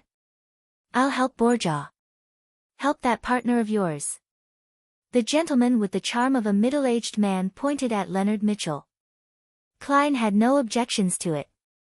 He turned around and jogged to the poet, Leonard. "There's no need. I can drink it by myself." Leonard, with his disheveled hair, smiled as he raised the sky-blue bottle. Upon seeing Leonard agilely get up by pushing up with one hand, Klein, who wanted to lampoon, was suddenly stunned. "Leonard's injuries are lighter than I expected. He had the ability to consume the medicine from the very beginning. That also means that he could see me walk counterclockwise as I did the luck enhancement ritual." "No, that's still all right."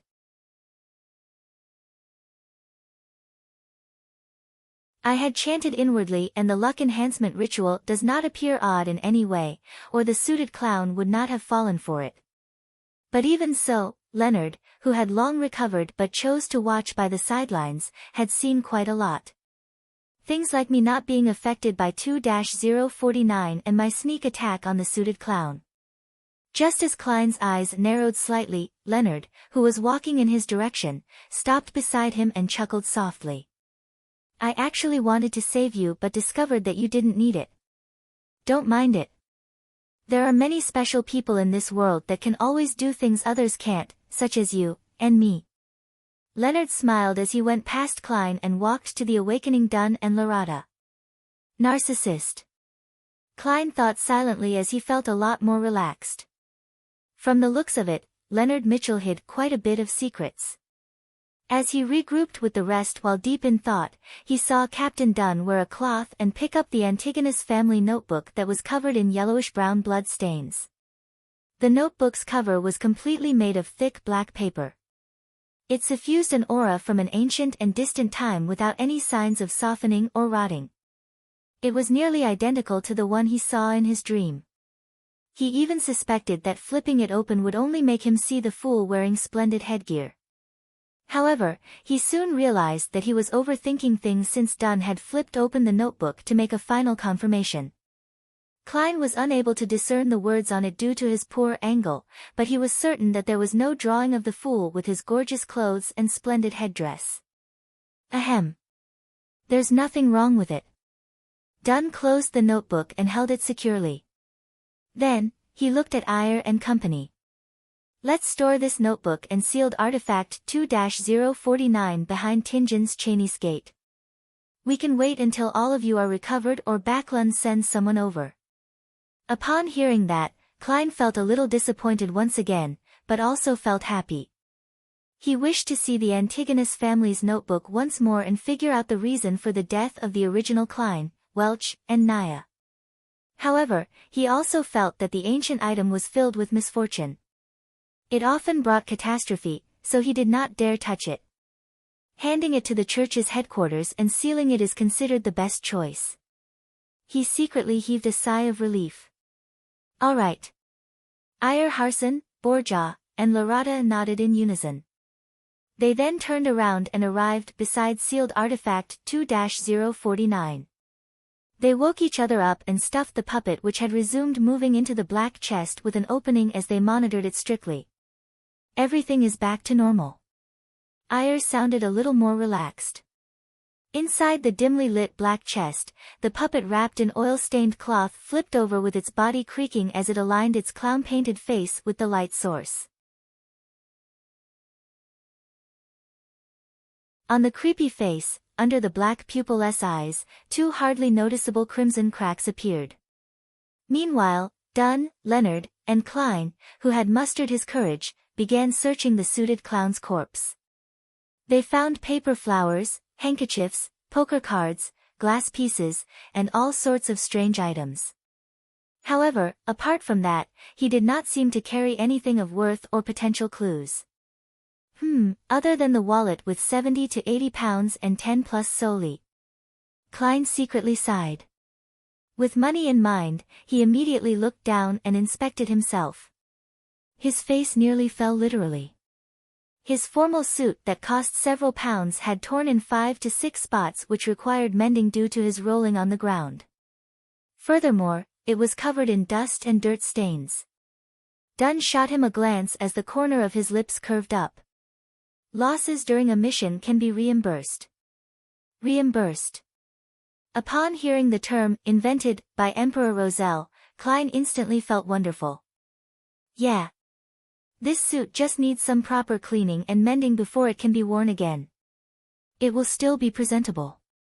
When the reimbursement comes, I can buy another set and I can take turns wearing them. I am not the kind of person that uses a reimbursement for something other than what it was intended for. However, I should consider getting a set of clothes for combat in the future, such as a black windbreaker like Captain. Clothes with slightly poorer material would be much cheaper than a tuxedo. TSK, has the reason why the bastard, Leonard, doesn't like wearing formal suits been due to him having such considerations? Let Fry take care of the dead body. We'll see if he can find what the man originally looked like or find any relevant clues.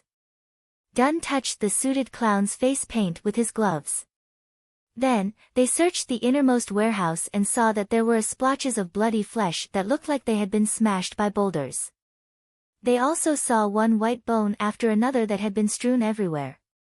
Ray Bieber was absorbing the power in the notebook via an ancient ritual, just like how we would consume a higher-level sequence potion. A ritual like that is full of danger. It must be performed in an environment isolated from all disturbances, and the ritual would have required him to enter a deep sleep for a certain amount of time. That was probably why he had yet to leave Tingen. Dunn guessed at the possibilities after inspecting the warehouse. Upon hearing such a description, Loretta laughed. Her black hair contrasted sharply with her pale face. Such a pity, we awakened him ahead of time. His anger at being woken up truly left a deep impression on us. This is a kind of losing control. Dunn looked towards Klein and told him, as both an explanation and a lecture. Why didn't he just leave Tingen and try to absorb it elsewhere? Asked a perplexed Klein. Ayer laughed and pointed to his head. People influenced by ancient or sinister powers often are lacking in this department. At that moment, Dunn inhaled and said while hiding his pain, Leonard, you are still in good condition. Stay here and do not allow ordinary people to come close. The rest of us will immediately search for items among Ray Bieber's remains. We will return with them and the sealed artifact, as well as the Antigonus family's notebook. We will then get Fry, Royale, and the police to come here. You're tuning in to the Blissful Bookshelf YouTube channel. We're so grateful for your support, and don't forget to subscribe to join us on this incredible journey through captivating stories. Your generosity through donations truly makes a world of difference, as it's the primary source of revenue that allows me to expand and enhance this channel for you. Thank you from the bottom of my heart for being a part of this adventure.